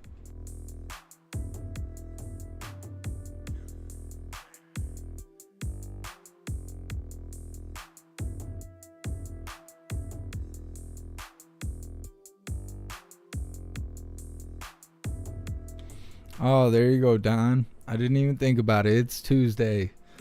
I bet them tacos from Taco Tuesday is kicking in. That's why we got so many breaks going on right now.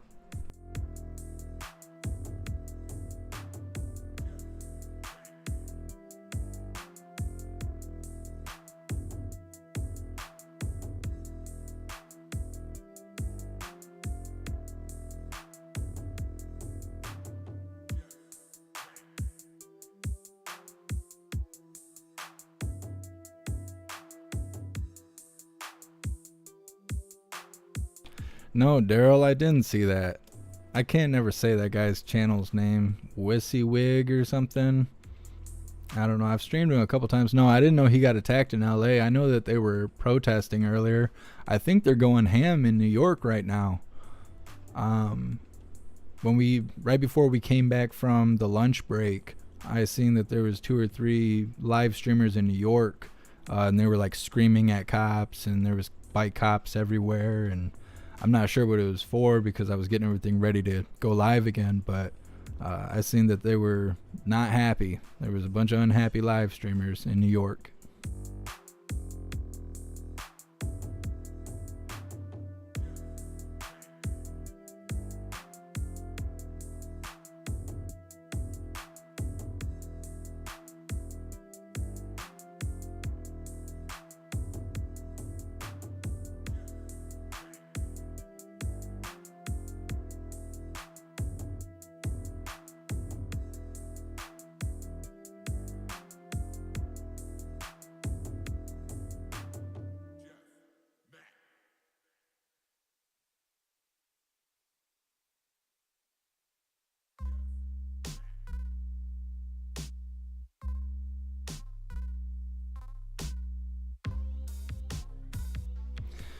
Weed's about to be legal where you are, soil tender. Where do you live? What state do you live in?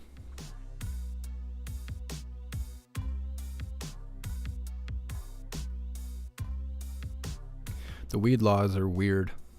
Like in Michigan, weed's legal medically and if you're 21 or older, but because Michigan's poor, a lot of places you rent is subsidized housing.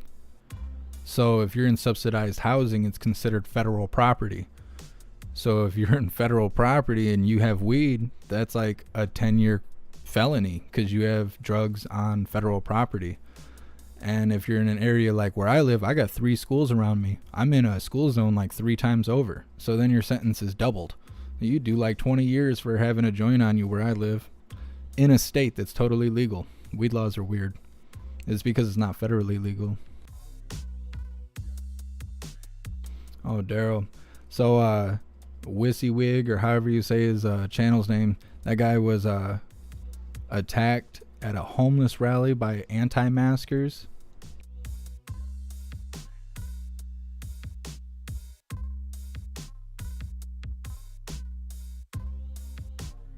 Yeah, Greg, I actually went into the settings and I made this live stream 18 or older or whatever, because they're showing the video of what happened to George Floyd, and my first video became age appropriate or whatever, 18 or older, age restricted.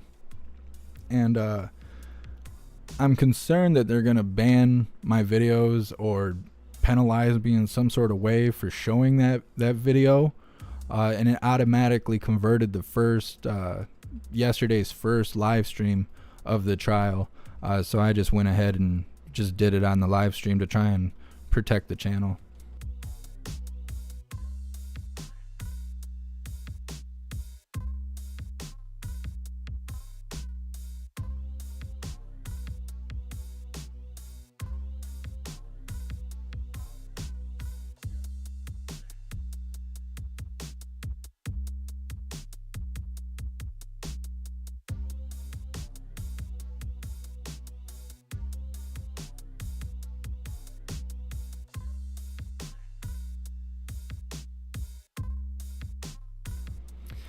Yeah, see, that stuff is weird to me.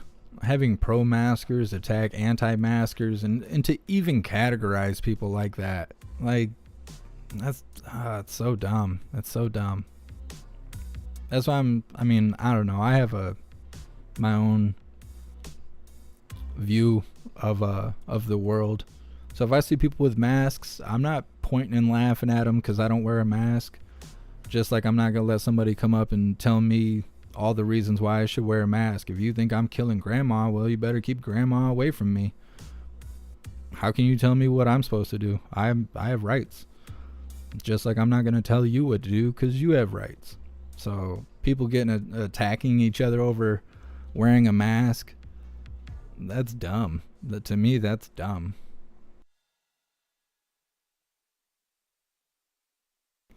It's same, I have the same view about like the gun laws. If you think guns are scary or bad, or you think guns should be banned or whatever, I'm not gonna attack you. I think you're a victim. I think you're potentially just a walking target, but that's you. I'm not gonna attack you for it. Just like I don't expect you to attack me because I'm pro-gun. I believe in being knowledgeable and safely handling and having firearms. I don't see anything wrong with that, but you got to be safe about it. Don't let your kids play with them and stuff like that. You gotta do everything the way you're supposed to. It's just like driving a car. You don't just get in and drive a car. You gotta know what you're doing. And people are dumb. The way that they handle all that stuff is dumb. There's no reason to attack each other. If you can't talk it out, don't go near each other.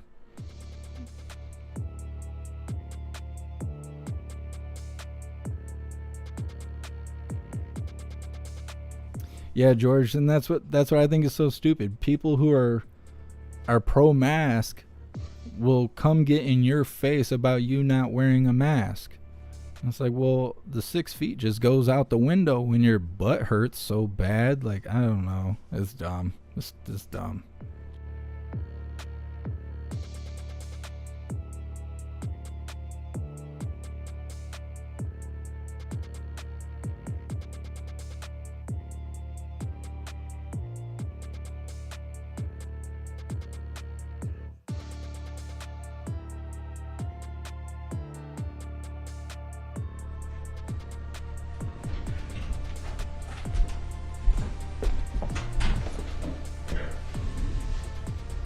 All right, it's my understanding we have a stipulation as to certain exhibits coming into evidence. Mr. Frank? If you could.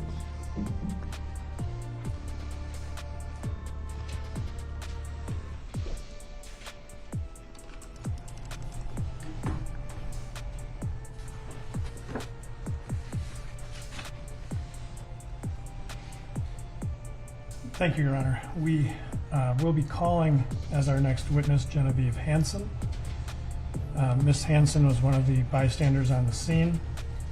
During that, she recorded a video on her phone, and following the incident, she also made a 911 call. And for various purposes, the defense is stipulating that we would admit the video as Exhibit 24 and the 911 call recording as Exhibit 25, and that we would publish those to the jury before Ms. Hansen starts her testimony. As part of that, not only stipulating to the admissibility, but any type of confrontation issue that the defendant would have about publishing during the witness's testimony, if that's even a problem, given that we're playing them before the witness testifies, and she'd be available for that question. Yeah, I don't see a confrontation issue. Mr. Nelson, are you fine with that arrangement? So stipulated, Your All Honor. right. Then those exhibits, 24 and 25, are received, and you may publish. Thank you, Your Honor. At this time, then, we will play Exhibit 24. What do you think that is? You call what he doing okay? Get back You on the call what street. he doing okay? You call what you doing? You call what he doing okay? Are you bro? really a firefighter? Yes, I am Okay. from Minneapolis. Okay, Bro, then you- get on the you- sidewalk. you- Show you me think his that's okay? post. Check his post. Check it right Kyle, fucking check his now. post. Get back on the sidewalk. The man ain't moved yet, bro. The man find ain't me on moved the yet, street. bro. Minneapolis! Bro, you're a bum, bro. You're a bum, bro. You're Check his post definitely a right now. bum, Tell me bro. what it is. Tell me what his post is right now. Check I swear to the God. post. Bro, he has not moved not one time, Over a bro. minute. But you know, bro, go back in the store, bro. You don't understand, bro. Okay, that's cool. Go back in the store, bro. Go back in the store, bro. He's not fucking moving. I see that. Bro, I'm trying to help you out. Bro, you don't need to help me out, bro. I know your parents. I know everybody that owns the store. You don't need to help me the fuck out, bro. He's not fucking moving right now, bro. I just saw them, huh?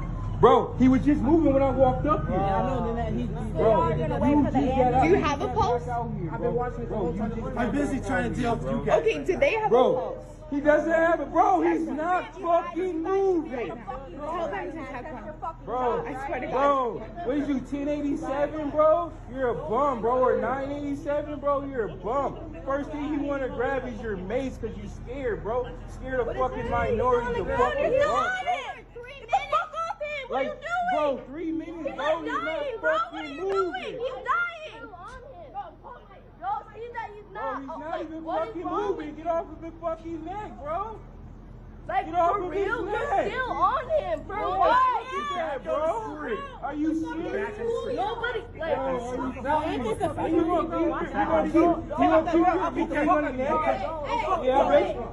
Bro, I barely touched me like that, dude. I swear I saw. what's wrong? Why y'all still on him? He's not doing nothing to You y'all. just gonna let him keep his hand on his neck, bro? You're a bitch, bro. Tyler, you gonna let him keep that like that? You gonna let him kill that man in front of you, bro? Huh? Huh? Like, what? Bro, he's not even Y'all fucking know moving that's not, right like, now, bro. He's not even fucking moving. Bro, right. He's not bro, 987, you're a bum, doing bro. nothing wrong. Y'all, You gonna just sit there with your knee on his neck, bro? You a real man for that, bro. He ain't handcuffed, bro. The listen, real man, bro. I'm He a real man, bro. first I trained responder with from these Minneapolis. bum-ass niggas, The bro. fact that you guys aren't checking his pulse and doing compressions if he needs that, you guys are on another level. Okay. Yeah, and I have your name tag, bitch. That's not very professional. I don't fucking care. I'm not on call. Don't touch me. Don't touch me. Don't touch me. Don't touch me, bro. Don't touch me. Don't touch me, bro. Don't touch me, bro. I'll fuck you up, bro. Don't ever touch me, bro. I ain't said a word happened that bank. Like, you bogus, bro. He damn near dead, bro. He's fucking dead, bro. So you don't touch me, bro. You're wrong with that, bro. I ain't said a word the whole time I just saying. Bro, that's bogus, Ty. You know that, bro. You know that, Ty. Ty, you know that's bogus, What's that badge bro. number? You know that's bogus, You're wrong how you coming at people. Ty, you know that's bogus, right, bro? Bro, you know he's bogus. And then, Your Honor, we would publish to the jury Exhibit 25. 35, May 25, 2020. 911, what is the address of the emergency? Hello. I am on the block of 38th in Chicago, and I literally watched police officers not take a pulse and not do anything to save a man. And I am a first responder myself. And I literally have it on video camera. I just happened to be on a walk. So, this dude, they fucking killed him, so. Do you want to speak to the supervisor? I'm reporting this. I'm fucking reporting this right now. I'm willing to talk for ages about this. So if we need to talk to a supervisor right now, or if somebody needs to get into contact with me later on. Let me get you over to the supervisor, okay? Hang on 1 second. 2033, 28, May 25, 2020.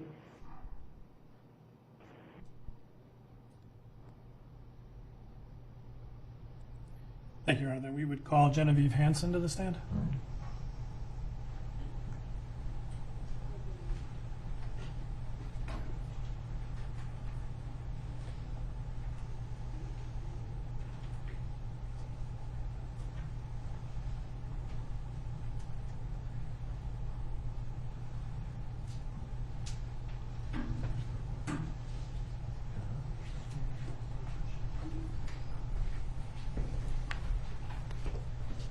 Stand right behind the chair.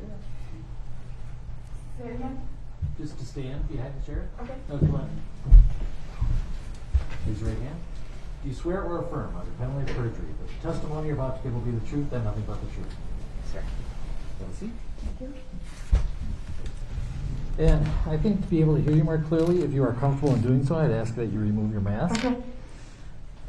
And let's begin by you giving your full name, spelling each of your names, please. My name is Genevieve Hansen, Genevieve. Last name Hansen, Hansen. Thank you. Mr. Frank. Thank you, Your Honor. Ms. Hansen, what's your current occupation? What do you do?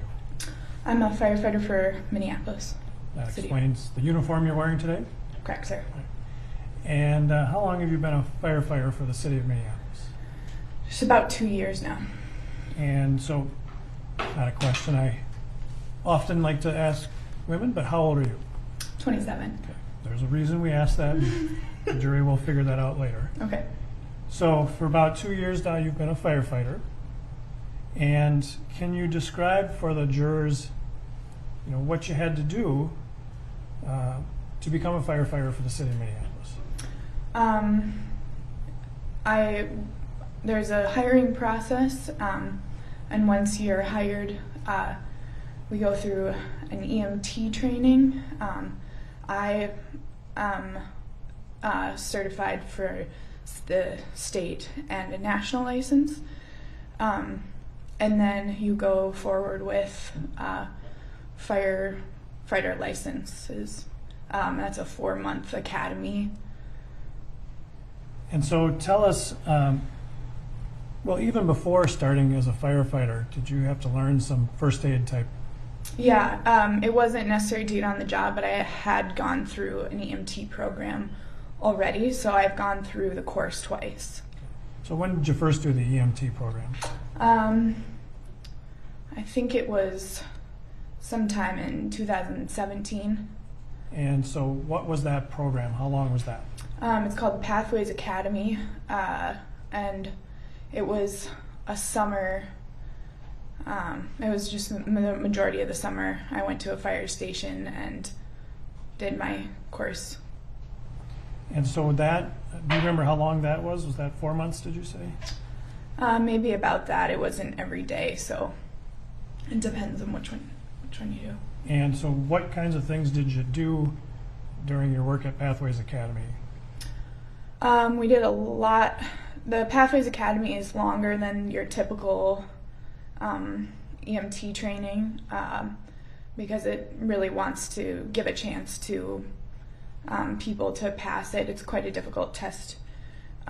So we did a lot of hands-on training and book work.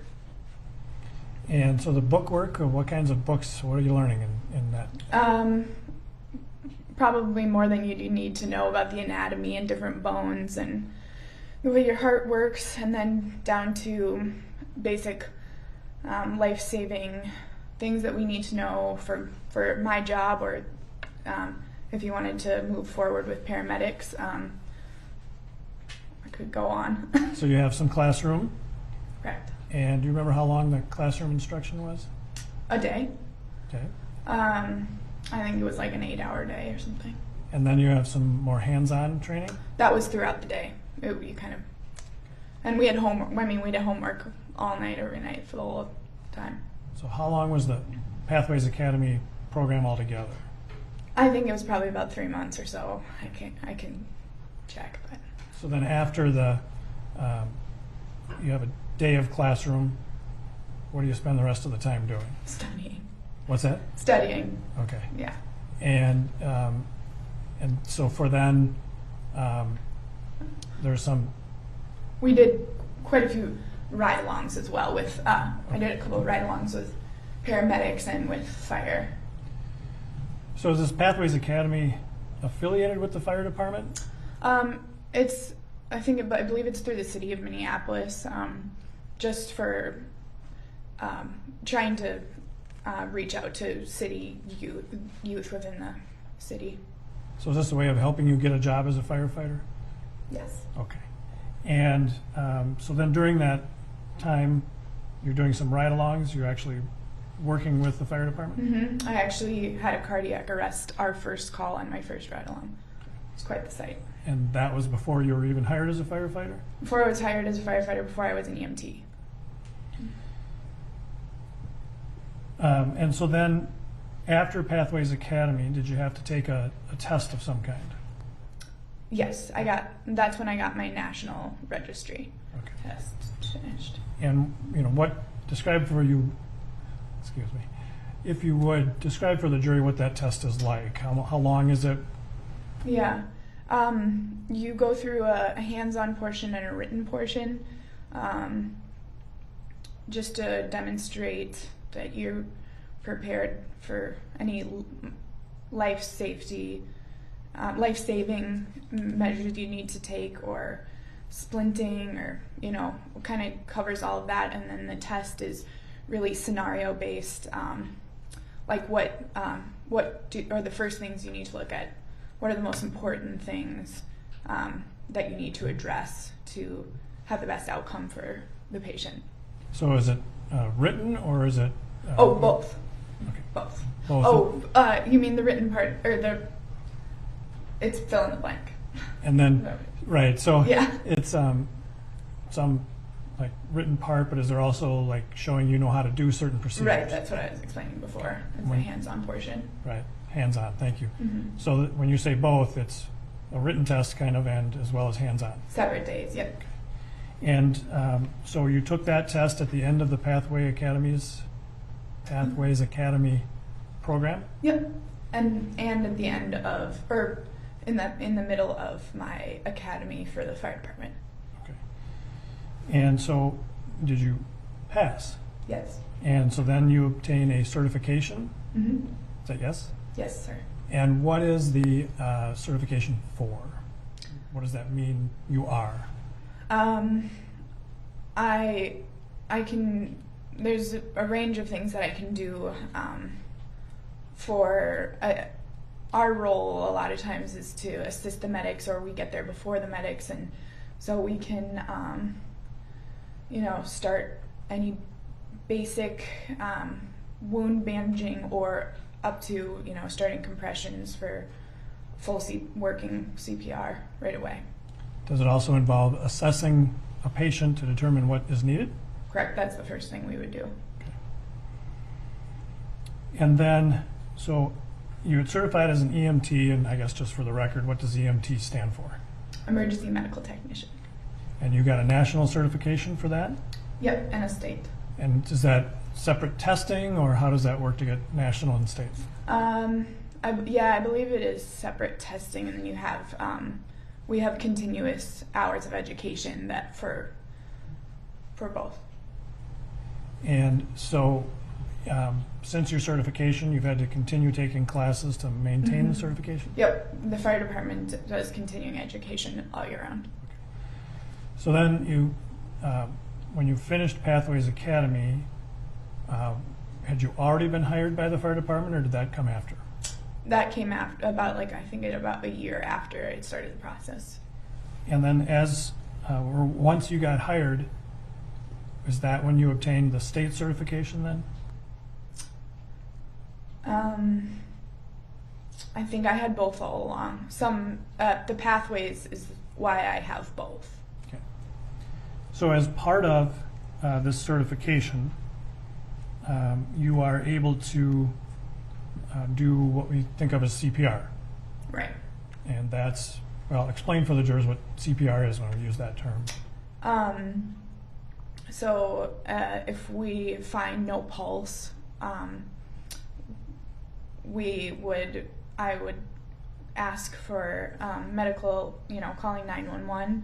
I'd want an AED on scene, and I would start compressions. If I had my med bag, I would also be giving breaths. But if I didn't, just a rate of 100 compressions a minute. And so CPR is the process of trying to resuscitate somebody, if I'm... We're looking to regain a heart rhythm. And heart rhythm is another way of saying a pulse, essentially. Correct. Okay. You can tell I have not been through the training you have, right? And so I just want to make sure, that you know more about this than we do, so that's why I'm trying to just fill in these terms. Yeah. Okay. And, incidentally, before Pathways Academy, had you received some training in CPR before that even? Yeah, I did Red Cross babysitting. Work as a lifeguard ever? Yes, I was a lifeguard. Okay. So you got to know that kind of stuff then, too. Yeah, yep. And that was... I did that quite a few times in my youth. We need to wait till you count the questions so that We don't have people talking over each other. I'm sorry, say it again? Let's make sure we don't talk over each other. Oh, sorry, I didn't notice. It makes it really hard to have a good record, so. Got it. All right. Yeah, the court reporter has to take down everything we're saying, so we got to each wait to answer, Yeah. or wait for the question to be done. And I'll try to be better about that too. So, so when you start working for the fire department, explain, if you would, for the jury, when you go in for your shift, who are your coworkers? Not who they are, but like how many people are at a fire station during a shift, and how are they divided up? Yeah, it depends on if you're at a single house or a double house, meaning is there just an engine there, or is there an engine and a ladder? And on the engine we have 3 to 4, and on the truck we ride 4. So maybe 8 in a house, and if there's a chief there or not, we're all EMTs. And so, as a firefighter, you mentioned earlier, I think, receiving separate training on fighting fires, right? I mean, that makes sense, right? Very different jobs. Yeah. And So in your 2 years as a firefighter, have you gone to fires?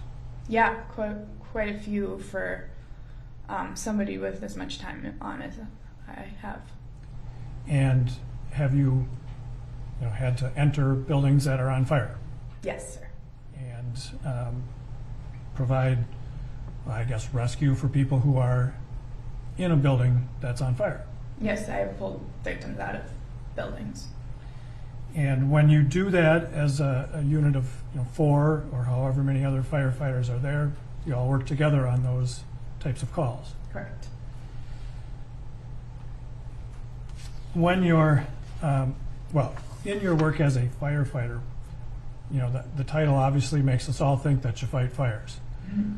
But you do a lot more than that, correct? Mm-hmm. You have to say yes or no. Yeah. Thing to remember is the court reporter has to take it all down. So oh, right. Sorry. Yeah. Yes, we don't often get a fire. I would say, I've heard quite a few people give like a 90% medical for the calls, and that also depends on which station and which part of the city you're serving. So, whatever the specific number is, it's the great majority of your cases are medical, not fire. Right. And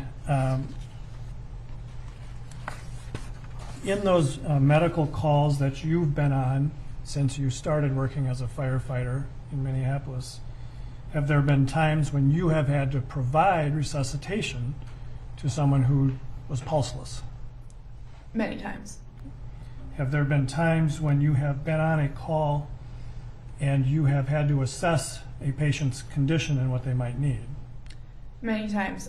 Majority of the time, we arrive before the paramedics, just based on how many fire stations there are in the city, and that's why we respond to medical calls, so we can assist them and or be there if they can't be immediately.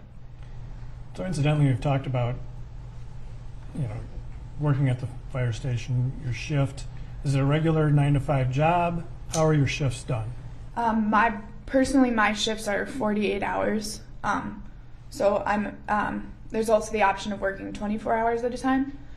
But I'm at the fire station for 48 hours. And calls in the middle of the night. And then even. You get a weekend or something? Or how? I have 4 days off then after that. Mm-hmm. So when you're, in your experience, Mm-hmm. How many times per shift would you say you have a medical call involving an unconscious or pulseless person? It really depends on which station you're at. I'm at a particularly busy station, so it could be anywhere from, for pulseless, I'm in an area where there's a lot of overdosing, so anywhere from 1 to 5 times in a 24-hour period. So dealing with a person who does not have a pulse is fairly common. Yeah, correct. I want to draw your attention to May 25th of 2020. So at that point, you had been working as a firefighter for a little over a year? Mm-hmm. Is that, yes? Yes, sir. And were you in the area of Cup Foods at 38th and Chicago? Yes, sir. And were you working that day? No. And, without telling us where you live, do you live in that area? Mm-hmm. Yes, I'm in walking distance of that area. Okay. And so on that date, in the early evening, just what were you out doing that you found yourself in that area? I was just going for a walk. I believe I worked the day before, so a lot of times you're just kind of tired, and I just wanted to sort of have a peaceful day. So I went on a walk and I sat in a little community garden on 38th for a while. and just thought it would be getting kind of dark soon, so I decided to take Chicago home rather than go through neighborhood streets.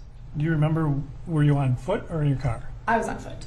And so you approached Cup Foods on Chicago? Yes, sir. And as you were approaching that area, did something catch your attention? It's not uncommon to see, lights and think that, oh, my coworkers are there. So from a distance, I figured, it could have been anything. But I figured that fire was there, so I started walking that direction. And as I got closer, there was a woman across the street screaming that they were killing him. So that's when I was alerted the situation wasn't a basic medical call. So at some point, did you walk to the area where this woman was? Yes, I actually asked her what was going on. And then from there, did you notice some police cars in the area? Yes? Yes, sir. And did you then walk over to that area where the police cars were? I walked. Police car.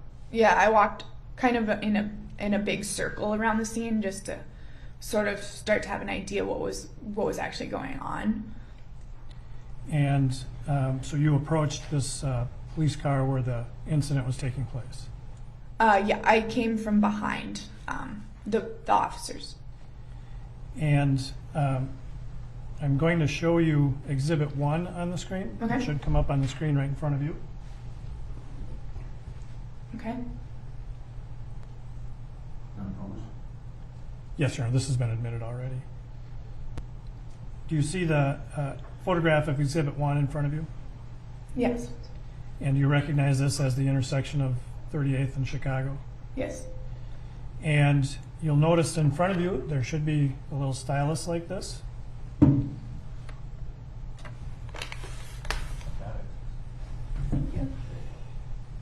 Okay. And you can actually draw on the screen with that. Okay. And I'd ask you just to kind of draw on there for the jury, your approach to this area and where you went until you went over by the squad car. Okay. So the garden was on this side of the street. I'm not sure if I walked across or straight, but the woman that I first asked what was going on was just about here. So I made my way around, and I believe I came all the way around this way. And I was kind of watching what was going on here, and then I made my way around. And then just for the benefit of the record, you're drawing that you were going westbound on 38th and then crossed over to the Dragon Walk side of 38th. That's where you crossed Chicago, then crossed 38th to near the Speedway store, and from there crossed over to the Cup Food side of Chicago. Yes, sir. All right. And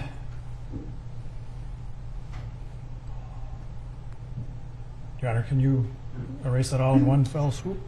And then, so when you crossed from the Speedway side of the store, well, let me do it this way. No, I'll back up. Why did you bother to walk then from the Speedway side of the store over to the Cup Food side of the store? Because I was concerned to see a handcuffed man who was not moving with officers with their whole body weight on his back, and a crowd that was stressed out. And so we have, we have previously admitted Exhibit 11, and this is a video taken from a camera across the street, and I'm going to show you a shortened version of Exhibit 11. Mm-hmm. All right? Is that yes? Yes. All right.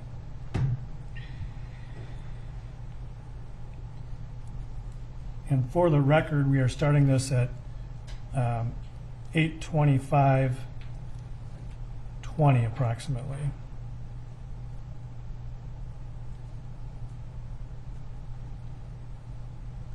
So do you see that video on the screen? Yes. All right. And does this look like, the area that we were talking about where you went and approached this Yes. scene that you described? All right. Now, I'm going to pause it right here. Yes. And looking at this, do you see this person I'm circling here? It's myself. Okay. And if everybody was seeing you approach from down here, correct? You came this way. Is that right? Correct, yeah. All right. So you came from the bottom of the screen to this area, and you seem to be holding something in your hand. Do you recall what you were holding? I didn't have anything but my phone, I believe. Or my keys. And so what I'd like to do is let this run to show where you were during this incident, all right? So just keeping an eye on where you are Okay. And how you remained at the scene, all right? Okay. Okay.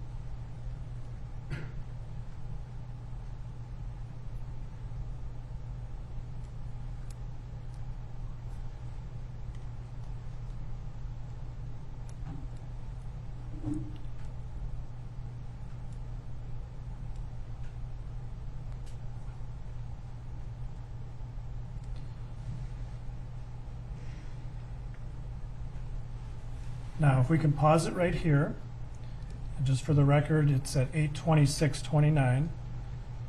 We saw the camera moved a little bit, correct? Mhm. Yes. And so for a moment there, you were just off screen, correct? Correct. And up until that point, you had essentially remained on the sidewalk, correct? Correct. And so at that point, you stepped off the curb. How far from the curb did you go while you were off the screen?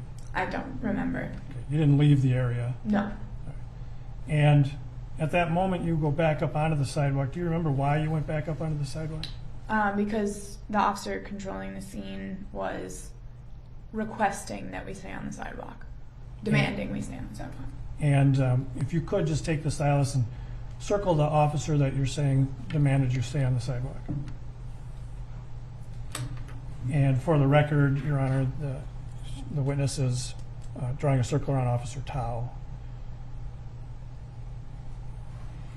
And so when he asked you to go back up on the sidewalk, you did.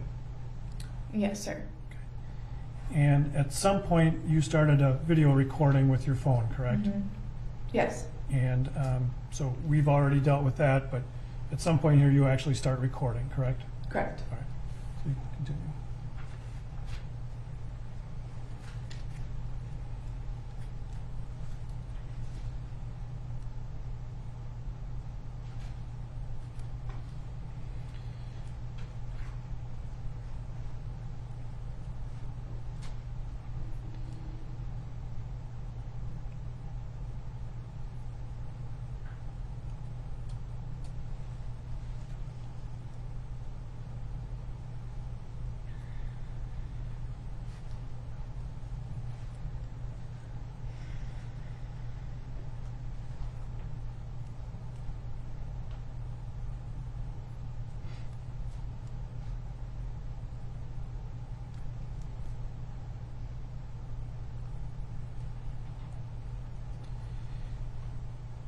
And Ms. Hansen, I'm sorry, I'm going to hold off on another question for now.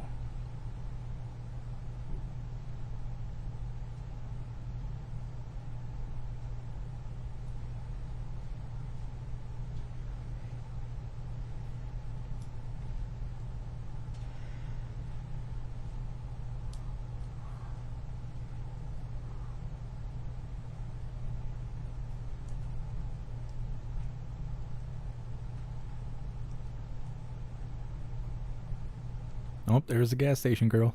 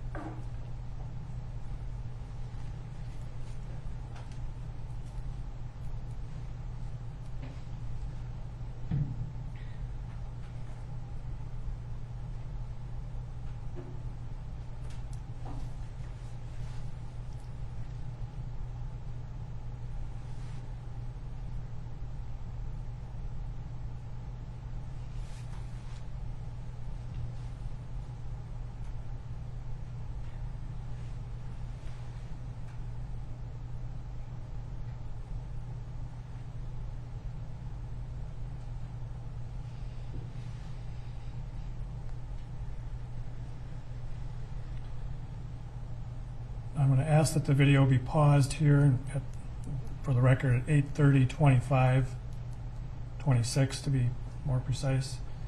The video has shown that the ambulance has left with Mr. Floyd and you're still standing there on the sidewalk, correct?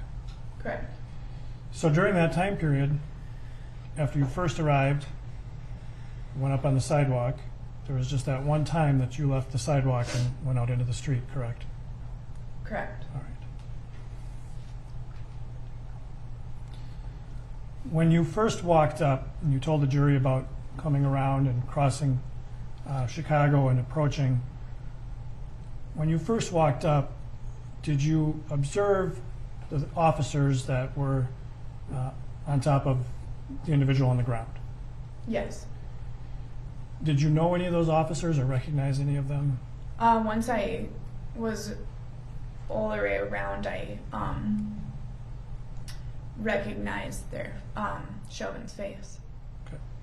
And where did you recognize it from? It was a call probably the day before, or I believe it was the shift I had just worked.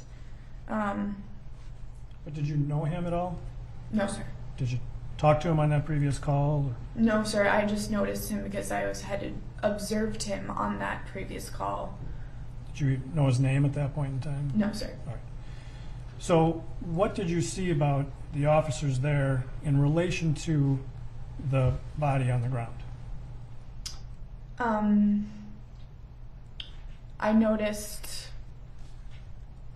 leaning, the officers were leaning over his body and with the, it appeared to be the majority of their weight on Mr. Floyd. And so how many officers did you see over Mr. Floyd? In my memory, for whatever reason, I remember seeing 4 on his body, and we know now that that was 3. So when you first walked up, you came around from that side, but then you had to go around to the other side, onto the curb, other side of the squad car, correct? Correct. All right. And when you saw that positioning of those officers, Did that concern you? Absolutely. Why? He wasn't moving and he was cuffed, and that's 3 grown men is a lot. Of putting all their weight on somebody is too much. And did you notice where this officer you now know to be Mr. Chauvin, where he was putting his weight on Mr. Floyd? His neck. And incidentally, did you know the person laying on the ground, prone on the ground, who was handcuffed? No, sir. Okay. You subsequently learned his identity? Correct. All right. And that individual on the ground under the officers, could you tell if he was moving at all? He was not moving. His face was, the first thing that concerned me is his face was like smushed into the ground. Swollen, appearing swollen to me. And, at that point, are you acting a little bit as Genevieve Hansen, EMT? I identified myself right away because I noticed that he needed medical attention. It didn't take me long to realize that he had an altered level of consciousness, and in our training, that is when the first sign that somebody needs medical attention. So my attention moved from Mr. Floyd to how can I gain access to this patient and give him medical attention, or direct the officers. And I didn't pay much attention to George Floyd after that. So when you first got there and you saw Mr. Floyd on the ground, you mentioned about seeing his face, correct? Correct. And incidentally, I think in a subsequent interview you had talked about Mr. Floyd's face facing towards the speedway, correct? Correct. And which is just what my memory did, but we know that's not right. And now as you sit here today, do you remember seeing his face when you were around to the squad car side of him? Yes, sir. All right. And so in terms of, his face when you're first there, or even the rest of him, what is it that you saw that made you concerned about his medical needs? I was really concerned about, I thought his face looked puffy and swollen, which would happen if you were putting a grown man's weight on someone's neck. I noticed some fluid coming from what looked like George Floyd's body, and in a lot of cases we see a patient release their bladder when they die. I can't tell you exactly where the fluid was coming from, but that's where my mind went. He wasn't moving. He was being restrained, but he wasn't moving. When you first arrived, was he vocalizing at all? Was he speaking at all? I don't remember. And earlier you used the term altered consciousness. Mm-hmm. Yes? Yes. And what do you mean by that? What did you see in terms of his consciousness? Well, we, when we're assessing on a level of consciousness on a call, we'll often first try to just talk to the patient and see if they respond. And if we don't get a response, we'll often kind of tap them on the shoulder or apply sort of painful stimuli. And often I would do a sternal rub or, press their fingernail very hard. And if they respond to that, we know that, we can assess their level of consciousness based on that. When somebody's laying on your, or leaning into your neck, that's painful stimuli. So I could tell that from the sidewalk. Tell what? That he had an altered level of consciousness to the point that he wasn't responding to painful stimuli. You mentioned that Mr. Chauvin had a knee on Mr. Floyd's neck. Correct. did you see where his other leg was?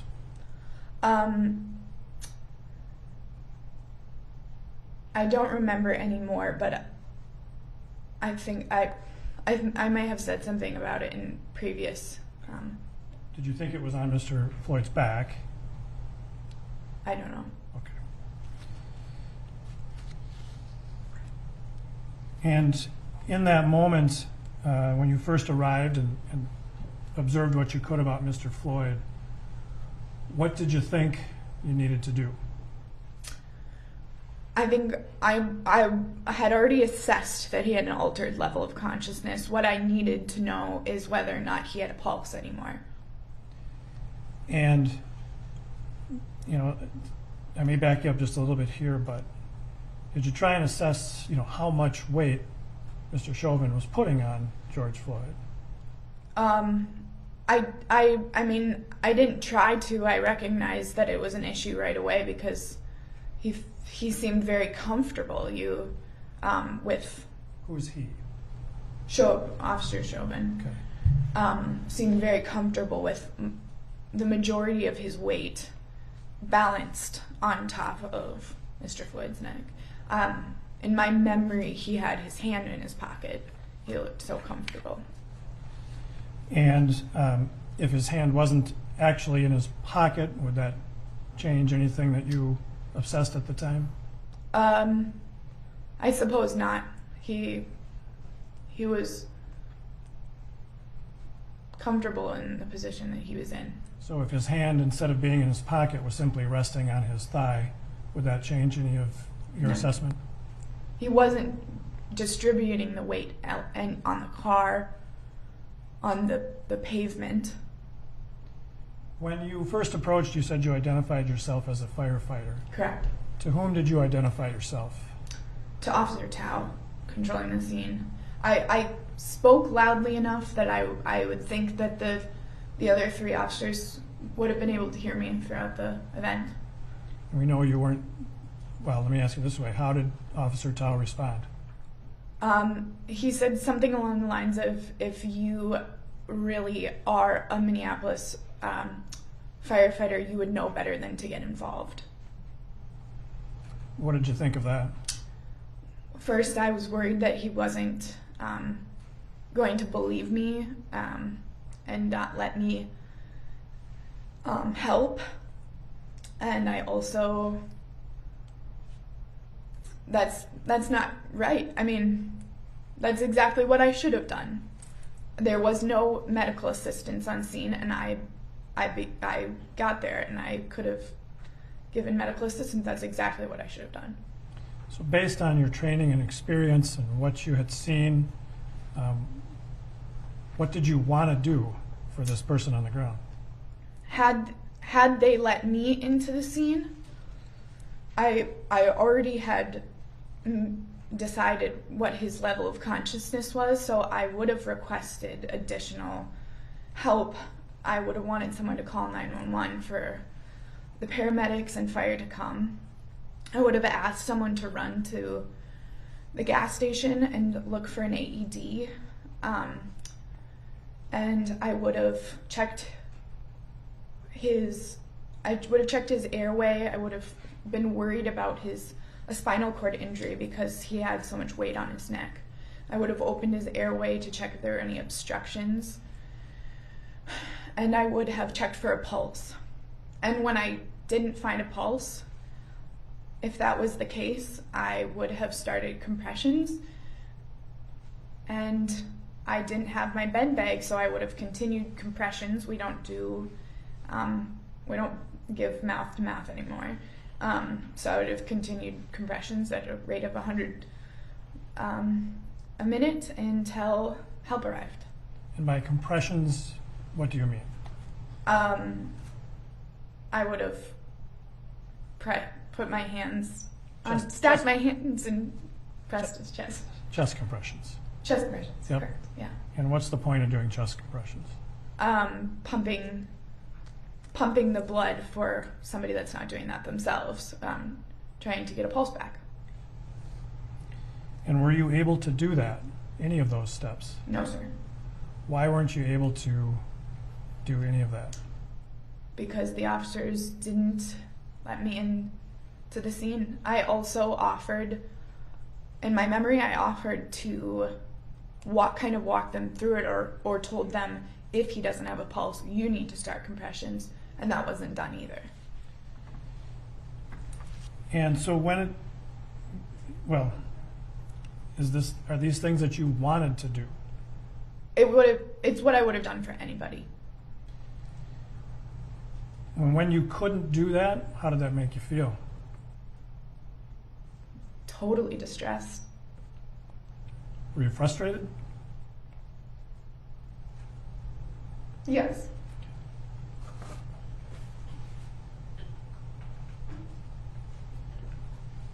Ms. Hansen, as I told you, we can take our time, so feel free to just take a minute. And if you need a drink of water, go ahead.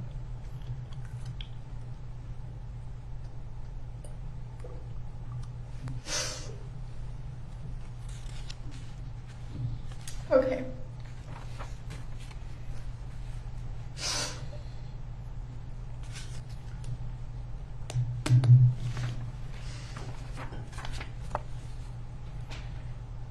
While you were there, were there other people around you on the sidewalk?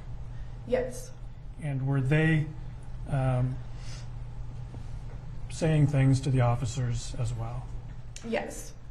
And do you remember what kinds of things they were saying? No, I was pretty focused on trying to get the officers to let me help. And how were you doing that, trying to get the officers to focus on you and get help? I think in my memory, I tried different tactics of calm and reasoning. I tried to be assertive. I pled and was desperate. Did you also at some point start raising your voice? Yes, sir. And maybe used some foul language even? Yes, sir. Why? Because I was desperate to help, and I wasn't getting what I needed to do and gaining access. And at some point, the voices of the other people around you, did you feel that sort of interfered with getting the officer's attention? Yes. So as you're doing that, were you able to pay more attention or any more attention to Mr. Floyd and his condition? I wasn't really able to. I knew he needed help, so at that point it was just getting in there.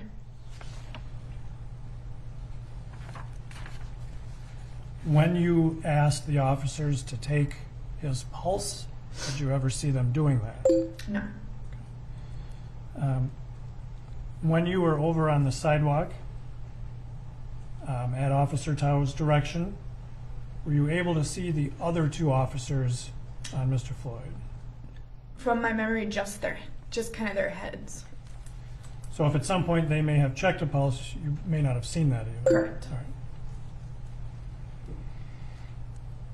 During this time, did you make any observations or notes about Mr. Floyd's characteristics of his breathing?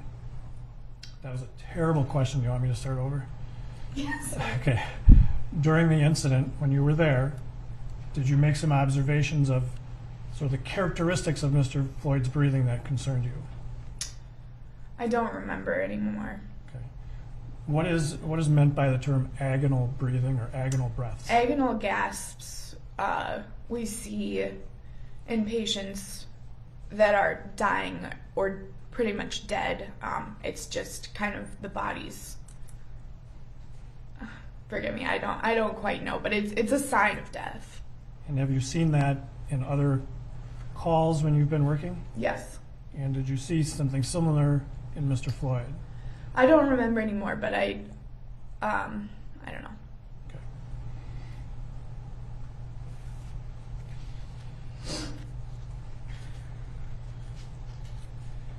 So during that time period,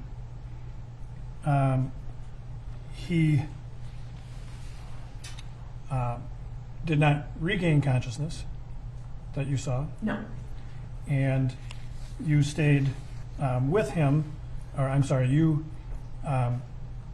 were there the entire time until he was loaded into the ambulance, correct? Correct.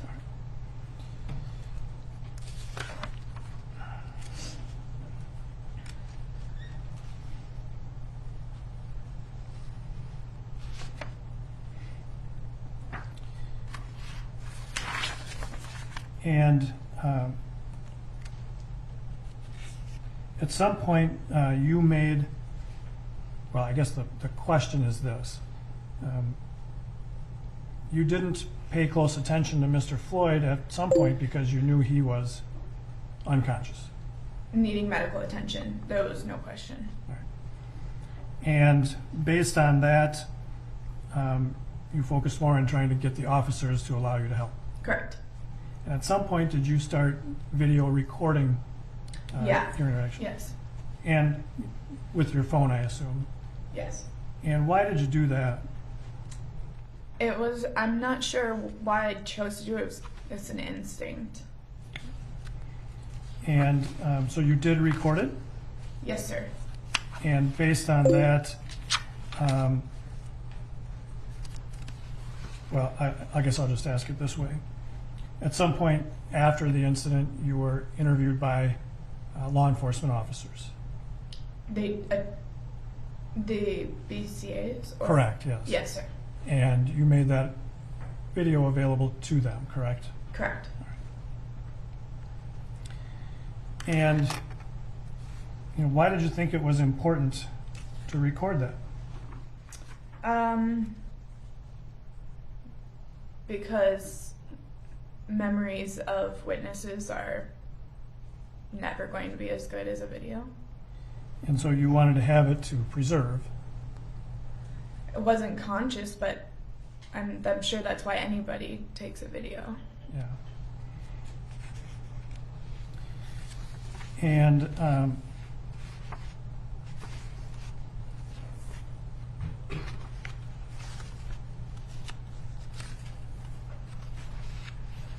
sorry, just bear with me a second while I try to read my own handwriting. After recording that video, you stopped recording at some point, correct? I don't remember. Well, obviously you did stop at some point, right? Well, yeah. And eventually the ambulance took Mr. Floyd away. Right. And then earlier I said we'd come back to that moment in the previous video in Exhibit 11 when you were, the ambulance left and you were still standing on the sidewalk there. Mm-hmm. Yes? Yes. And we saw you just standing there. What's going through your mind as you're standing there? I'm not sure. I think I probably was in disbelief. And kind of in shock? Yes. And what, and at some point then, did you also make a 911 call? Yes. And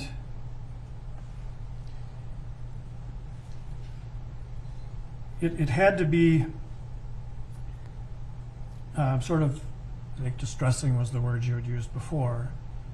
Did you have, when you're there and you're trying to help and couldn't, did you have a feeling of helplessness? Absolutely. Were you upset about that? Yes. Did you feel that, you know, whatever the end result, you could have tried to help? Sustained. Well, why did you feel helpless?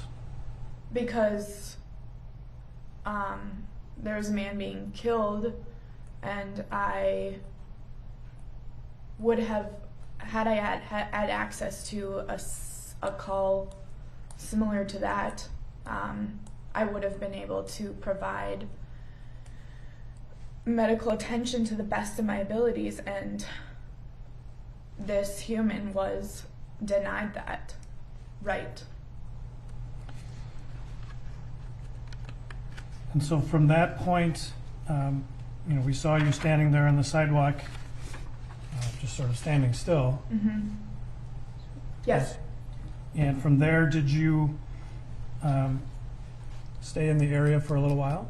Yes. And at some point, you made a 911 call. Yes. Why at that point did you call 911? I think it all settled in that I wish I would have done that immediately, because it was ridiculous that fire station 17 was as close as it was, and that they hadn't been there. I should have called 911 immediately, but I didn't. And when things calmed down, I realized that I wanted them to know what was going on. I wanted to basically report it. And so you made that call, correct? Correct. And a little bit more than a minute long. At some point, they wanted to transfer you to a supervisor, correct? Correct. I asked for that. And but then the call ends. Okay. Do you remember why the call ended at that point? I don't know exactly, but there was kind of a lot going on. I was still worried about the witnesses on scene, particularly because they were people of color and black men. I was worried about their safety, and there were officers still on scene. But also, fire came, and it may have been that I ended the call because my co-workers were there and I could tell them what was going on. So tell us about that. So at some point when you're there at the scene still, did a fire truck come? Yes. And they're coming to respond to the call, correct? They're coming to respond to the call, and they went into Cup Foods to actually look for a victim, which is unique for that, there to be that much miscommunication. So let me ask you just a little different question. So when they came, those firefighters, did you know them? I knew 2 of them. And how many total came? 4. And- Driver, 2 firefighters, and a captain. And so the 2 that you knew, how did you know them? Crossing paths at work. So they knew who you were? Yes. So you knew that members of the fire department knew you were on scene as well? Yes. But off duty, of course. Yes. And so you had a conversation with them while they were there at Cup Foods? Yes. And you also had some conversations with other people who had stuck around afterwards? Yes. And the driver and the other firefighter that weren't in the ambulance came back, and I also spoke to them.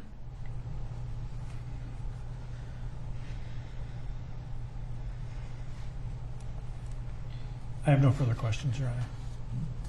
Mr. Nelson. Your Honor, may I have 1 minute to go through something? You may.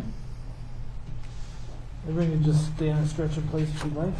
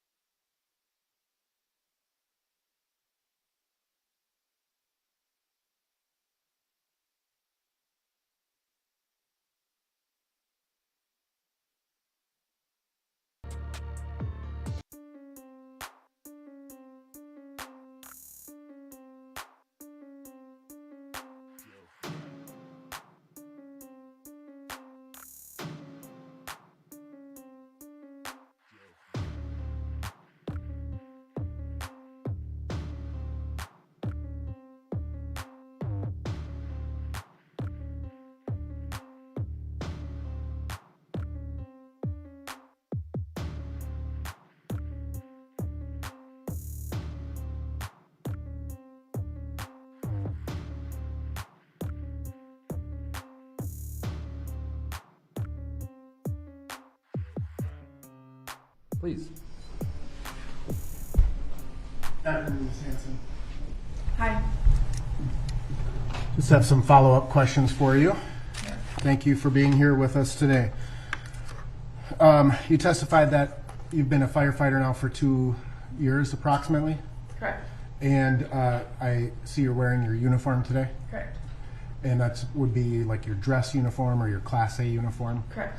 and that's common to wear when you testify in court. Correct. Fair to say that you were not wearing your Class A or any uniform on May 25th, 2020? Correct. I was off duty. Right. Okay. Being a firefighter is a stressful job. Correct. You testified about your experience as an EMT. We didn't talk much about your firefighter training. Okay. So you said you went through a 4-month academy, correct? Correct.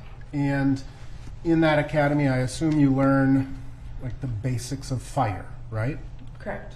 Like different types of backdrafts and whatever. Building construction. Right. How to approach a fire, how to, where to aim the hose, I guess. Yes, but fire is fire. Right. So it's something, sometimes you probably got to come from the top down or from the bottom up, right? Different always. Right. And you learn about like going into a burning building, right? Right. Being safe, being cautious. Right. It's again, part of what you have to learn is how to deal with the stress of being a firefighter. Right. Do you in either in the academy or in your continuing training, do you have trainings that focus on how to deal with the physical reaction to stress? We do go over that in our trainings throughout the continuing ed. Also, I think you're suited or not for the job. Sure. Takes a certain type of person to do the job, right? But breathing becomes important, right? Right. You put on an oxygen tank, a mask. Yep. You've got to know how to breathe properly. Controlling your breathing, right. And sometimes you may go into a situation, it's not totally on fire and you may not have your mask on, you're running upstairs to save someone's life. Again, controlling your breathing, right? And you learn about, have you ever heard the term tunnel vision as a part of fire training? Not necessarily as a part of fire training, but I know what tunnel vision is. So when you're stressed, you kind of focus on a particular thing. Right. Right? And it kind of changes your peripheral vision and you become hyper-focused, right? Mm-hmm. So you're familiar with that and you may have experienced that in the context of your firefighting. Yes. And obviously, and unfortunately, I'm assuming that sometimes you're not able to save everyone, right? Correct. And that there's a level of trauma that comes with that, right? Sometimes. Right. Depending on the circumstances. Correct. You also testified that you have both a national and state certification as an EMT, right? Correct. That stands for Emergency Medical Technician. Correct. And that's basic first responder stuff, right? Medical training for first responders.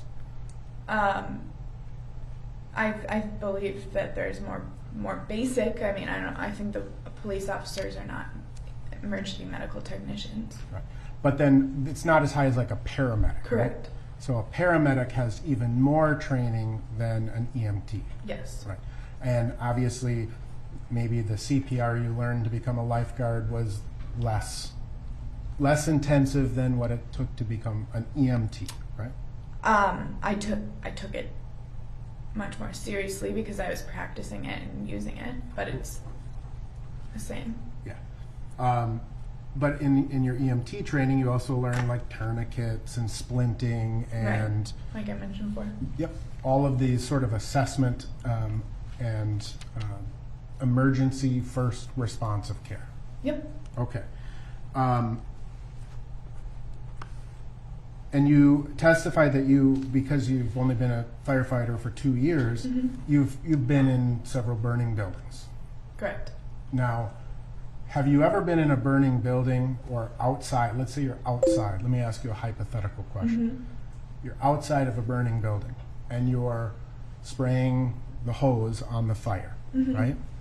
Has anyone ever tried to come up to you and say you're doing it wrong? No. Do you think that, has anyone ever stopped to film you when you're fighting a fire? Yes. Okay. So you see someone, you're fighting the fire, Yeah. and someone starts to film you. Does that, I'm sorry, Your Honor. Try not to interrupt each other. It's not conscious, but Yeah, I know, it's not a normal conversation, Yeah. so we get it. we all started talking at one time. Even. Okay. So it's unusual, but I'm sorry, and I'll try to slow down too, right? So you're fighting a fire, right? And you may notice a citizen filming what you're doing. correct. And that would not necessarily interfere with your ability to fight a fire, No. right? Have you ever had a citizen start to yell at you while you're fighting a fire? No. Do you think it would make your job fighting the fire harder if someone started yelling at you and telling you that you were doing it wrong? I'm very confident in the training that I've been given, so I would not be concerned about somebody that was not trained to the extent I have been, and I would continue to fight the fire the way I would. Right. But do you think it would be distracting? No. What if there were 12 people yelling at you and telling you that you were doing it wrong? I think a burning structure in a city where there are buildings and homes and people living on either side is much more concerning than 20 people trying to tell me to do something different. Right. But you wouldn't be distracted by that at all? No. What if they started calling you names? Like I said, I know my job, and I would be confident in doing my job, and there's nothing anybody could say that would distract me. Okay. So what if they started to physically threaten you? I'll repeat myself because I'm confident in my job and what I do and what needs to be done and my training, so I would continue to do that. What is staging?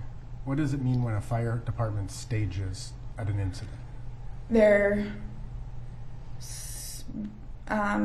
It's always different, but we can stage to wait for someone to assess what's exactly going on and how we need to tackle that particular call.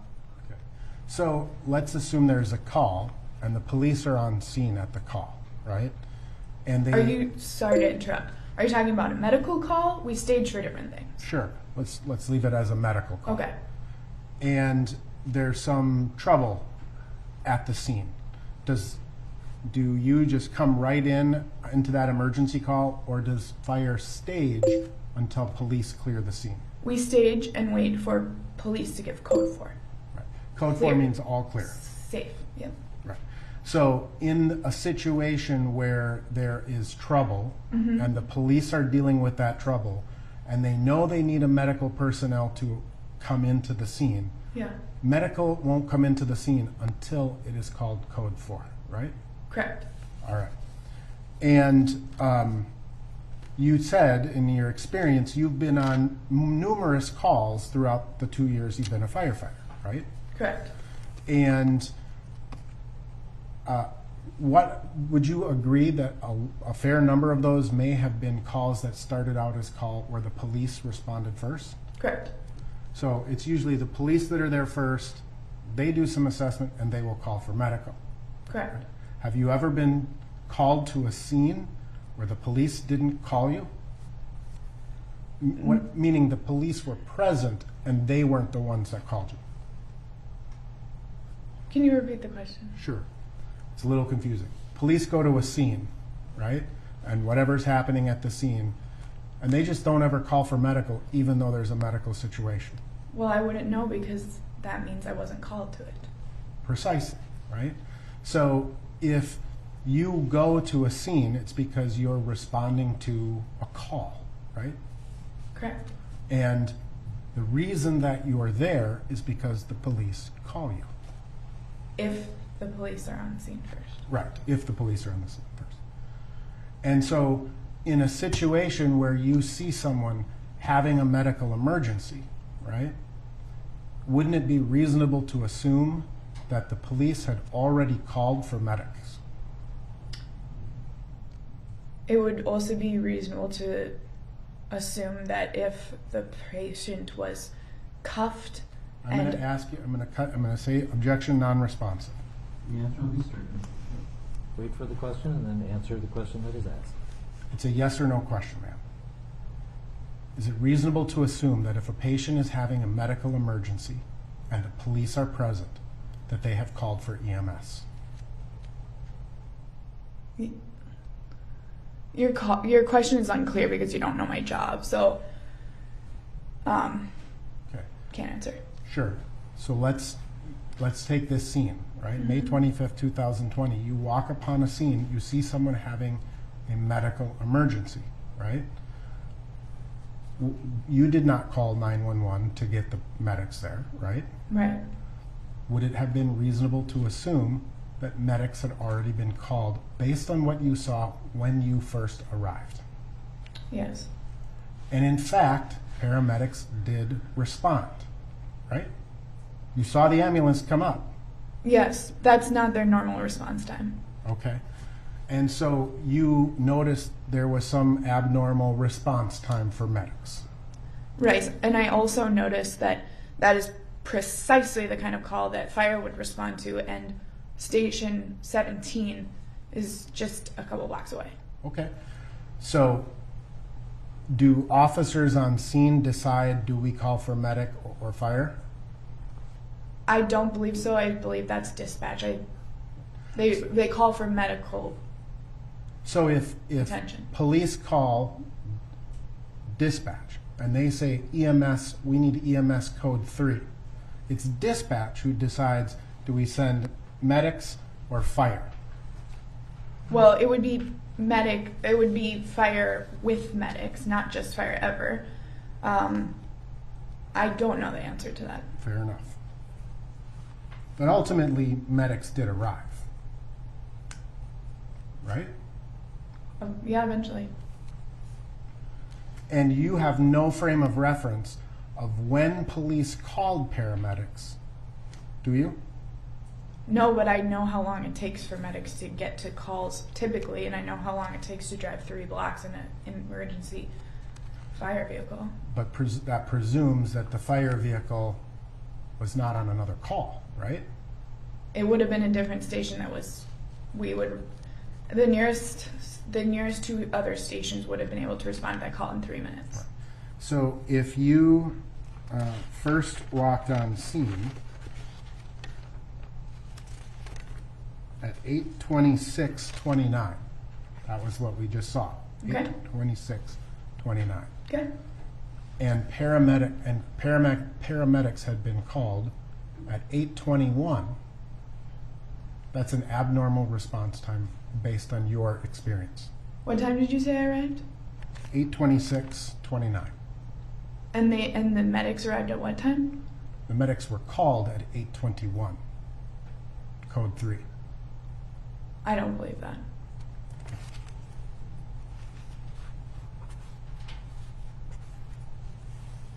But again, you have no frame of reference, right?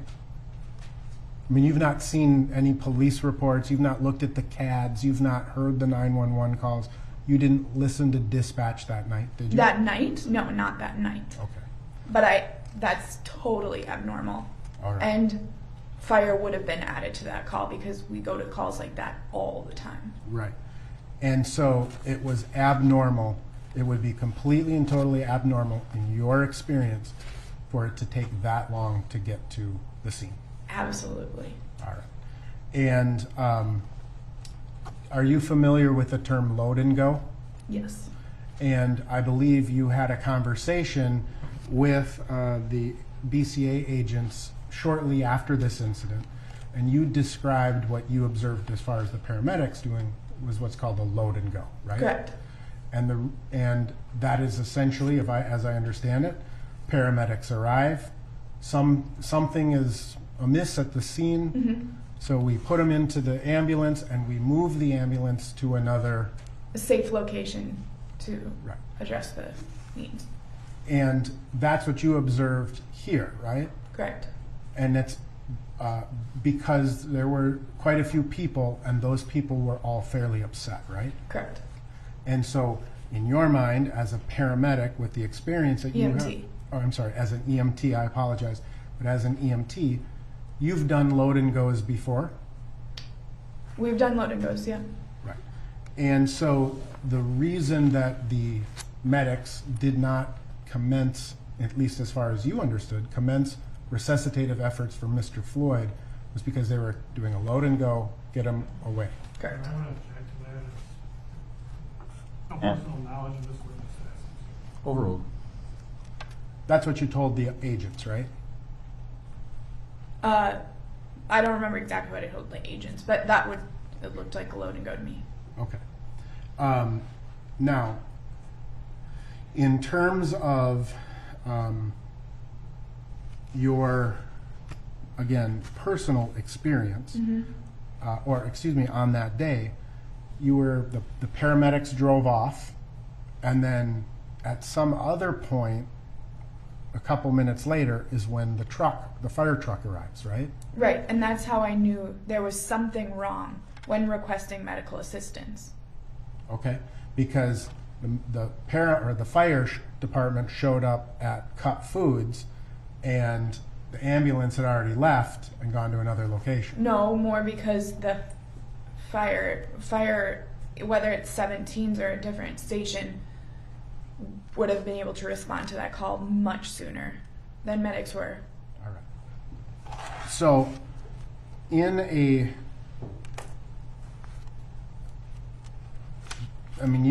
kind of formed that opinion on that day that there were some miscommunications between medics and fire and police. Right, which, I mean, not to the fault of medics or fire. It's, we get a call and we go. Okay. So it was police and dispatch that miscommunication would have come in. Okay. And again, that 5 or 6 minute delay is just unheard of in your experience. Yes. Not by medics, but by fire specifically.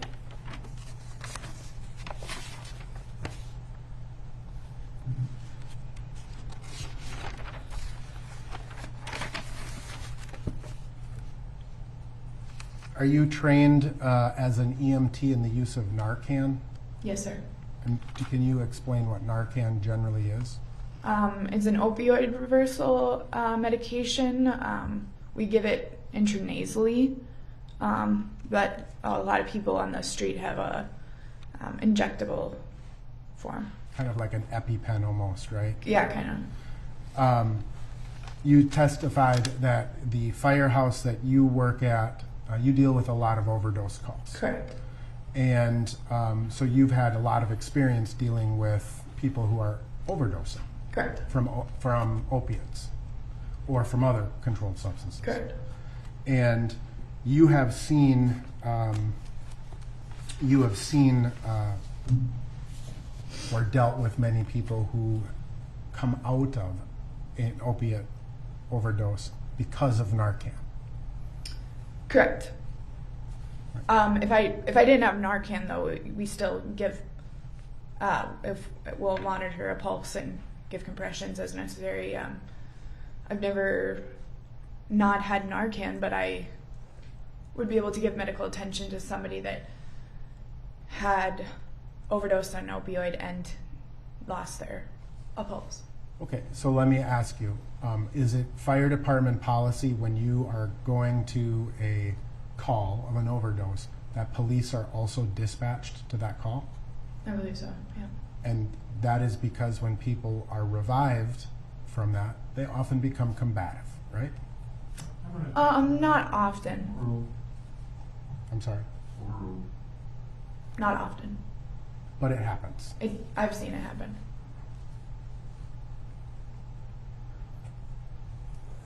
Now I'm going to just kind of talk to you a little bit about your testimony about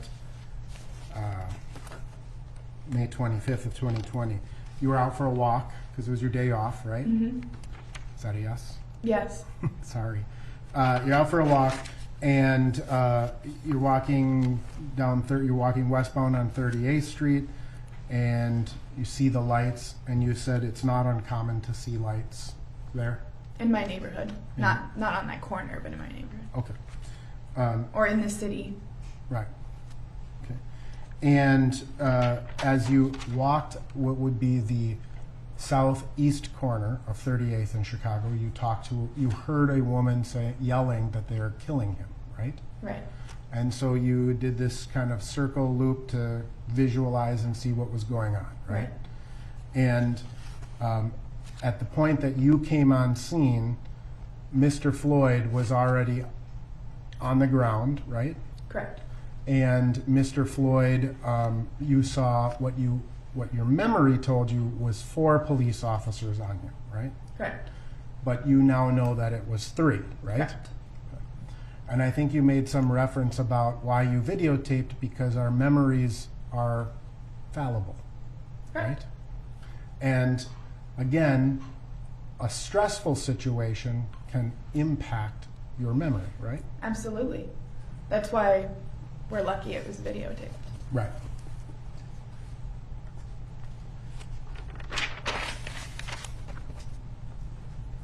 It's also fair to say that once you kind of came, you first talked to Officer Tao, and you said that you identified yourself as a Minneapolis firefighter, right? Correct.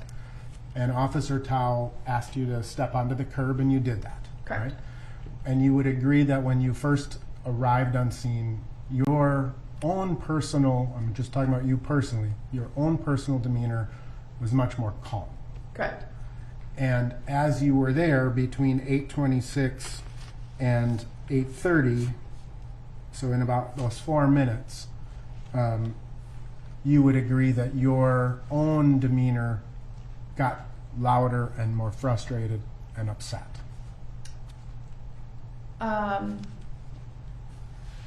Frustrated, I'm not sure is the word I would use. Angry? More desperate. And you called the officers a bitch, right? Mm-hmm. Yeah. I got quite angry after Mr. Floyd was loaded into the ambulance, and there was no point in trying to reason with them anymore because they had just killed somebody. So in terms of the time that you were there, you have no idea what those officers were doing on the side of the car, right?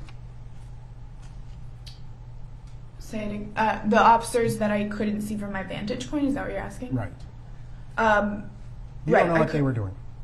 I couldn't see the 2 junior officers, except for maybe like their shoulders up. And so it's fair to say you don't know what they were doing. Correct. You don't know what they were talking about. The 2 of them, no. And there was, again, you described a fairly large crowd, 10, 12 people that were all in that general area. Mm-hmm. And several people were yelling, right? Right. And some people were yelling louder than others, right? Right. And a lot of people were saying things like, get off of him, right? Right.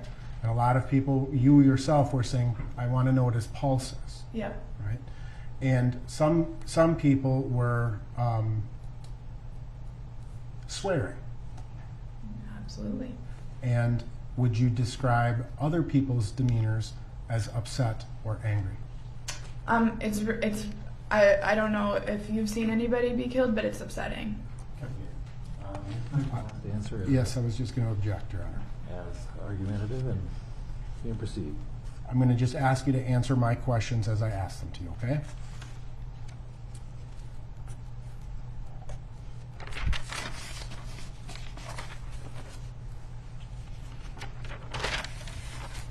You also talked about how when you first approached, you saw the complete and total body weight of all 3 officers on Mr. Floyd. I never said all 3 officers. their body weight was on him. The two in the back, their full body weight was seeming to be on him, but that's not something that would kill. All right. But you testified that their Okay, yes. body weight. Yes, their body weight, yes. Was on. Just answer his questions if you would. So, just to be clear, for the record is clear, you testified. Yes. Let me finish my question. Finish your question. You testified that when you first arrived, you observed the weight of all three officers on Mr. Floyd. Yes or no? Yes. But again, once you were ushered or commanded or directed, whatever term you want to use, to the curb, you again, as far as the other two officers, you were not watching who had their weight, where, or when. Correct. I could not see the other two officers. I could see them, and they were not talking much. I could see their faces. A lot of people were yelling. Right. And again, you were not paying attention to what they were saying. Just here and there. So do you remember what the officers were talking about? Oh, the officers? No, I have no idea. They weren't talking. All right.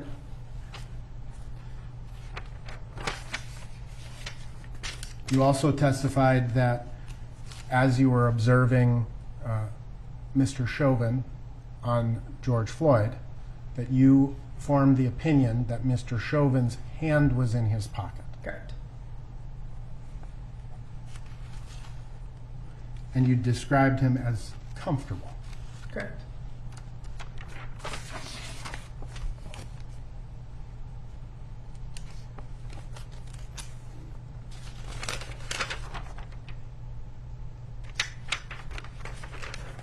You also testified that you observed what you thought to be fluid coming from Mr. Floyd's body, and you assigned that, or you believed that to be urine.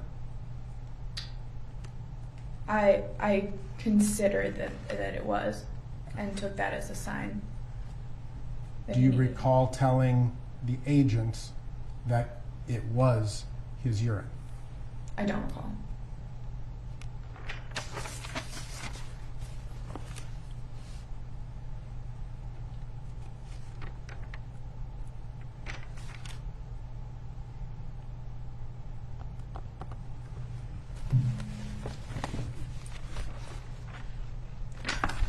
And you said that, you testified that your focus became really sort of zoomed in on trying to get the attention of the officers, right?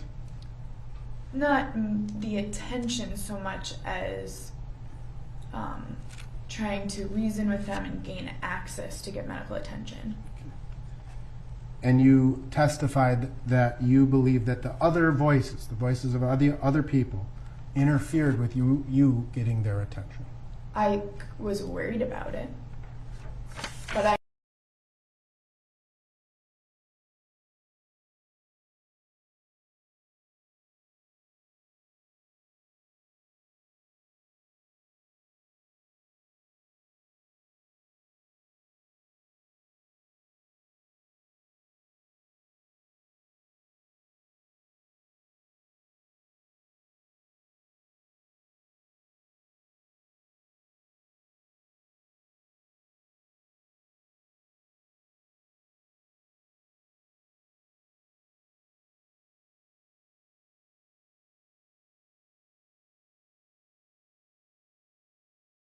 Just a moment.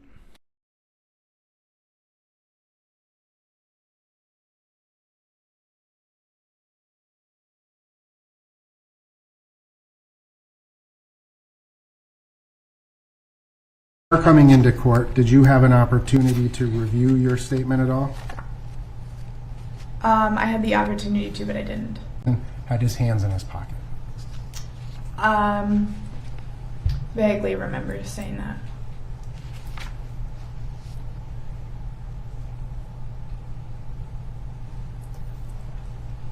Do you recall telling the agents that you were pretty certain the fluid was coming from Mr. Floyd's body and that's what made you think he was dead. I'm sure I said that. Pretty sure.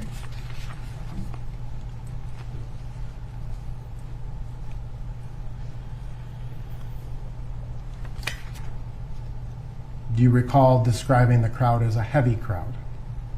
No, I don't recall. Would it refresh your recollection to review the transcript of your statement? I don't want to. Okay. Would you dispute me if I told you that you told the agents it was a heavy crowd? No, I guess not.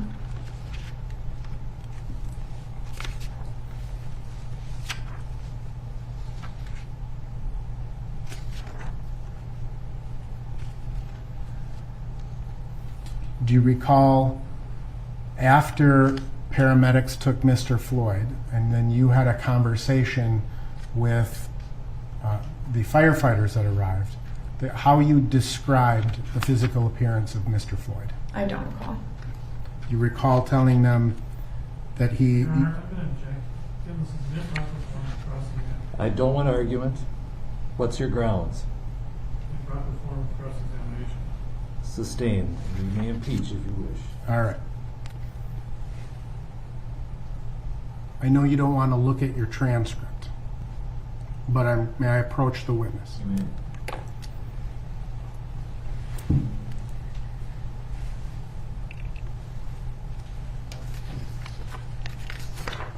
Ms. Hansen, I'm going to show counsel. Goodness, I walk away to get a bottle of water and everything falls apart. That's how it goes. Wow, let's get some shout outs in. Thank you so much, Debbie, Jersey Devil, and Pat for your donations and all your support. I really appreciate you guys. And thank you so much, Ringo and Gigi, for joining the membership program, and welcome to the family. You're officially hooligans. Yeah. Could you describe Mr. Floyd as a small, slim man? Overruled. Yeah, it appeared to, with 3 grown men on top of somebody, it appeared that he was small and frail. Okay.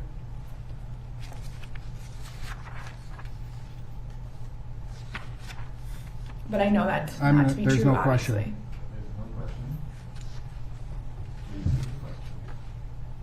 I was finishing my answer. Members of the jury, we're going to wait for the name. Please go back into the courtroom. Counsel remain. Witness remain.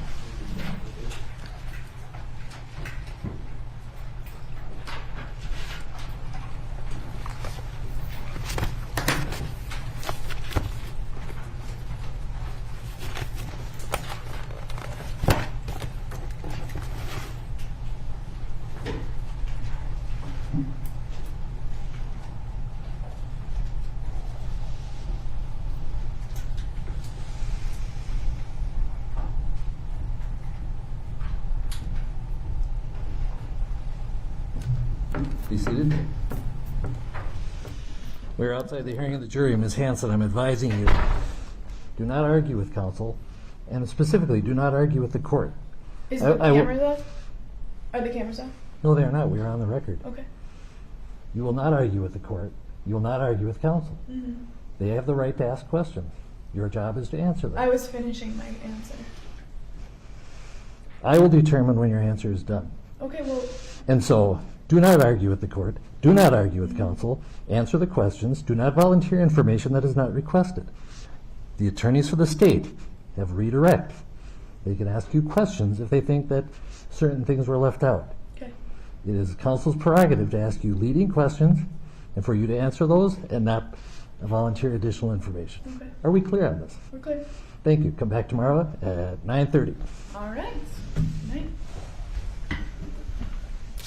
Do we have the person with the cell phone? Could we arrange to have that person come down? Somebody from the state to have access to that person? If you could have that person come in.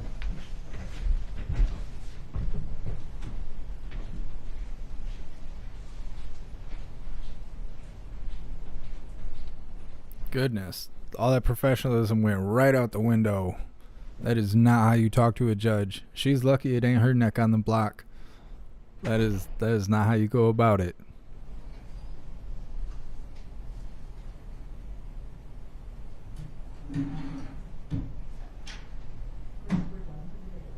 Hey, thank you so much, Flash, for joining the membership program, and welcome to the family. You're officially a hooligan.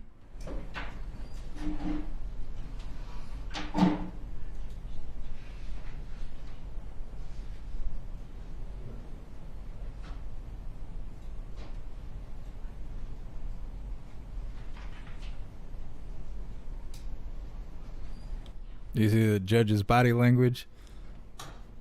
He's like, don't make me show you. Don't make me show you I mean it.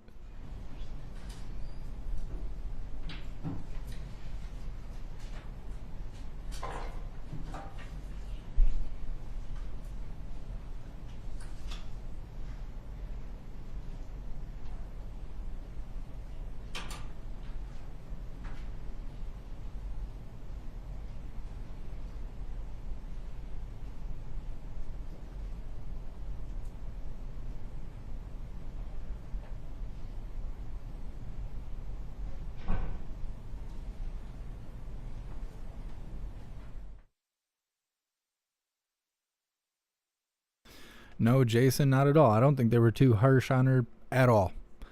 When you're in court, you basically respond when you're spoken to, and 90% of the time, basically, unless they say otherwise, you just respond with yes or no. Not yep, not uh-huh, not nah. It's yes or no, unless they tell you to describe something. And how many times did they warn her? Stop talking over each other. Wait for the question to be finished.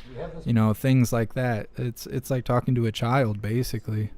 Find the person. I escorted a different individual, so if you'd like to double check on that and come right back, you sure can. Why don't we go back into chambers while we're waiting until that Yes, Your Honor.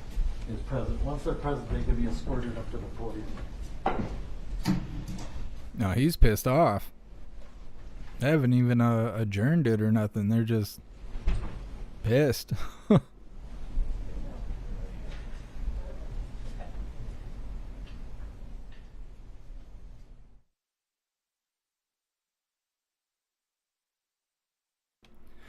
Yeah, and another thing is, you know, who she's talking to.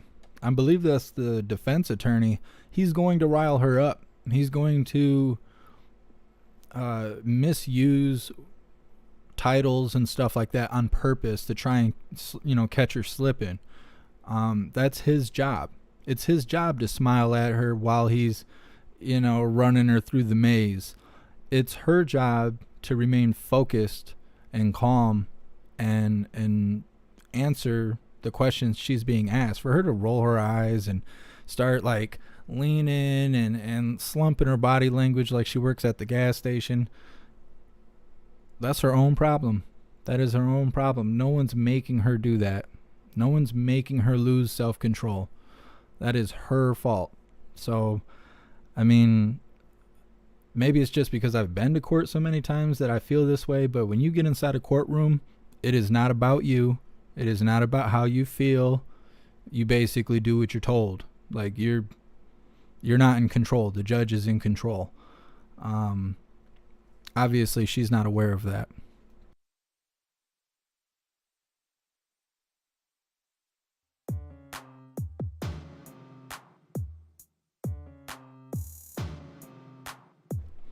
Yeah, her attitude was really poor near the end. She was fine at first, but then once the defense attorney got there, she basically couldn't answer anything without having to provide a story, and it even went as far as being like, well, your question doesn't make sense because you don't understand my job, when all they needed was a yes or no.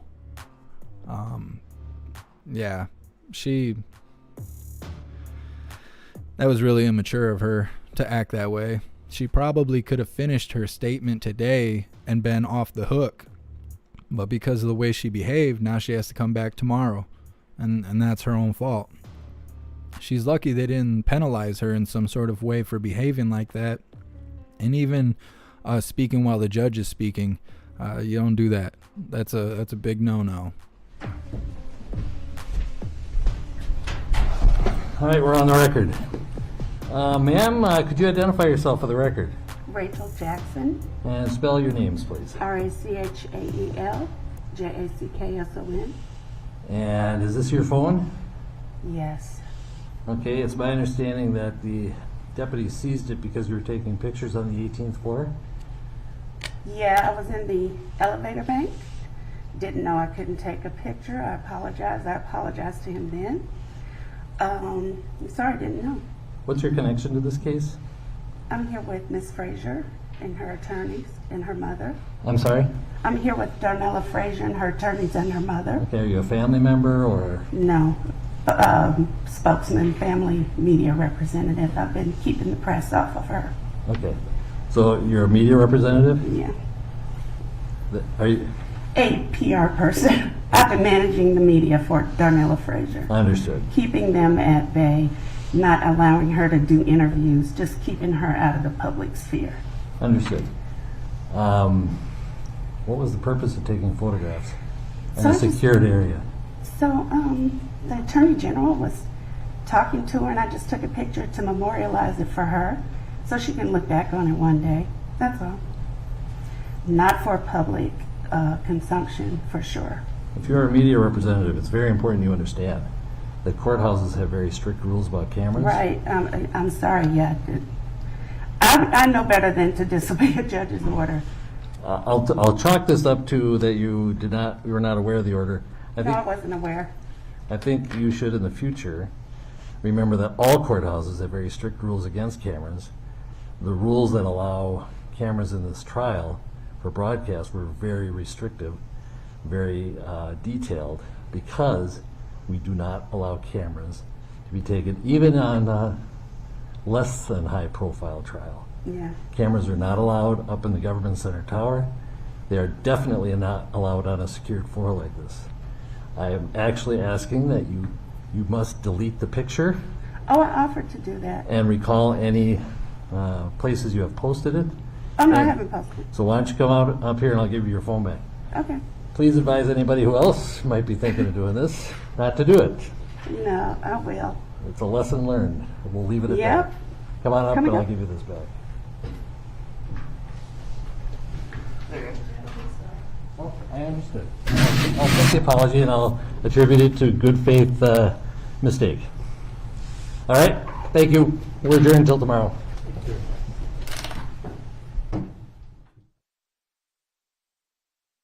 Just a moment.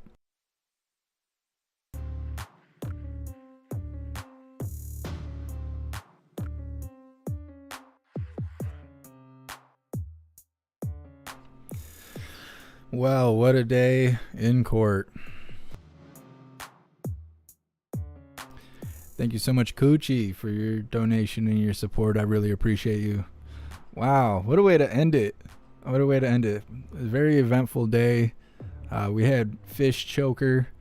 He's back. He had a BLM shirt on underneath his dress shirt. He had some attitude, talking about how professional he was, and then they started kind of calling him out, playing the audio from the videos and whatnot.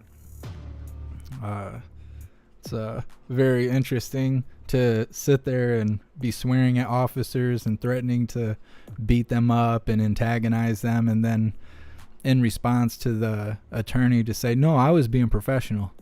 Yeah, it looks like it. It looks like it and it sounds like it. Oh, Mr. Fish Choker. We had that going on. And then we had the EMT. She was fine at first. And then that all turned around. Had an attitude. She couldn't even speak without rolling her eyes. And they basically ended up kicking her off the stand. They were like, you'll be back tomorrow. And then right before we're done, no, we got spies sitting outside the courtroom taking pictures and stuff. Wow. So I want to thank all of you for being here. You guys are awesome. You've been a great bunch of hooligans all day today. We've been running for, I think, 10 hours. No. It ain't been that long. It hasn't been that long. I think almost 8 hours today. We had an hour break. So I spoke with customer service. about the whole super chat situation. Apparently, if I set the video to 18 and older, you can't super chat. That doesn't make any sense to me. If anybody's gonna be using the super chat, it'd be somebody that has a credit card, meaning that you're probably 18 or older. That's dumb, but that's nothing new with YouTube, is it? So while running this, I was live chatting with customer service. I'm sure you could hear the sounds, the notification sounds going through the video. Very busy day. Very busy day. Either way, thank you guys for hanging out with me while we were experiencing today's trial. We will be covering it again tomorrow. Hopefully I see all of you here. Big shout out to everyone that made donations, joined the membership program, or purchased any merch. I really appreciate all of you. You guys are what's keeping the channel going, and you're why I get to do this every day. I couldn't do it without you, so thank you so much. If you're new here, please subscribe, hit the bell icon, and join the Discord. If you join the Discord, you will receive a notification for when and where we go live. There's no algorithm. There isn't anything to limit the notifications. I send them personally. I also have an automated bot in the chat that posts the link just in case I'm a little bit late getting to it, because it takes a little bit for me to get the live streams up.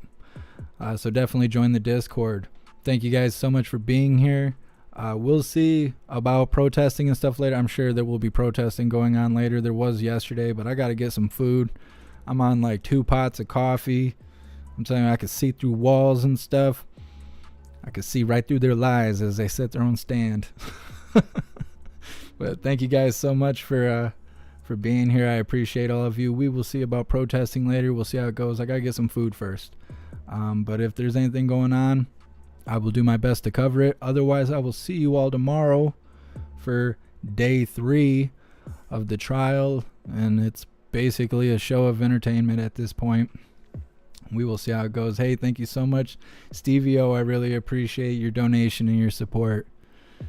So, yep, I will see you guys tomorrow. Thank you so much. Until then, stand tall, shine bright, and that's a wrap.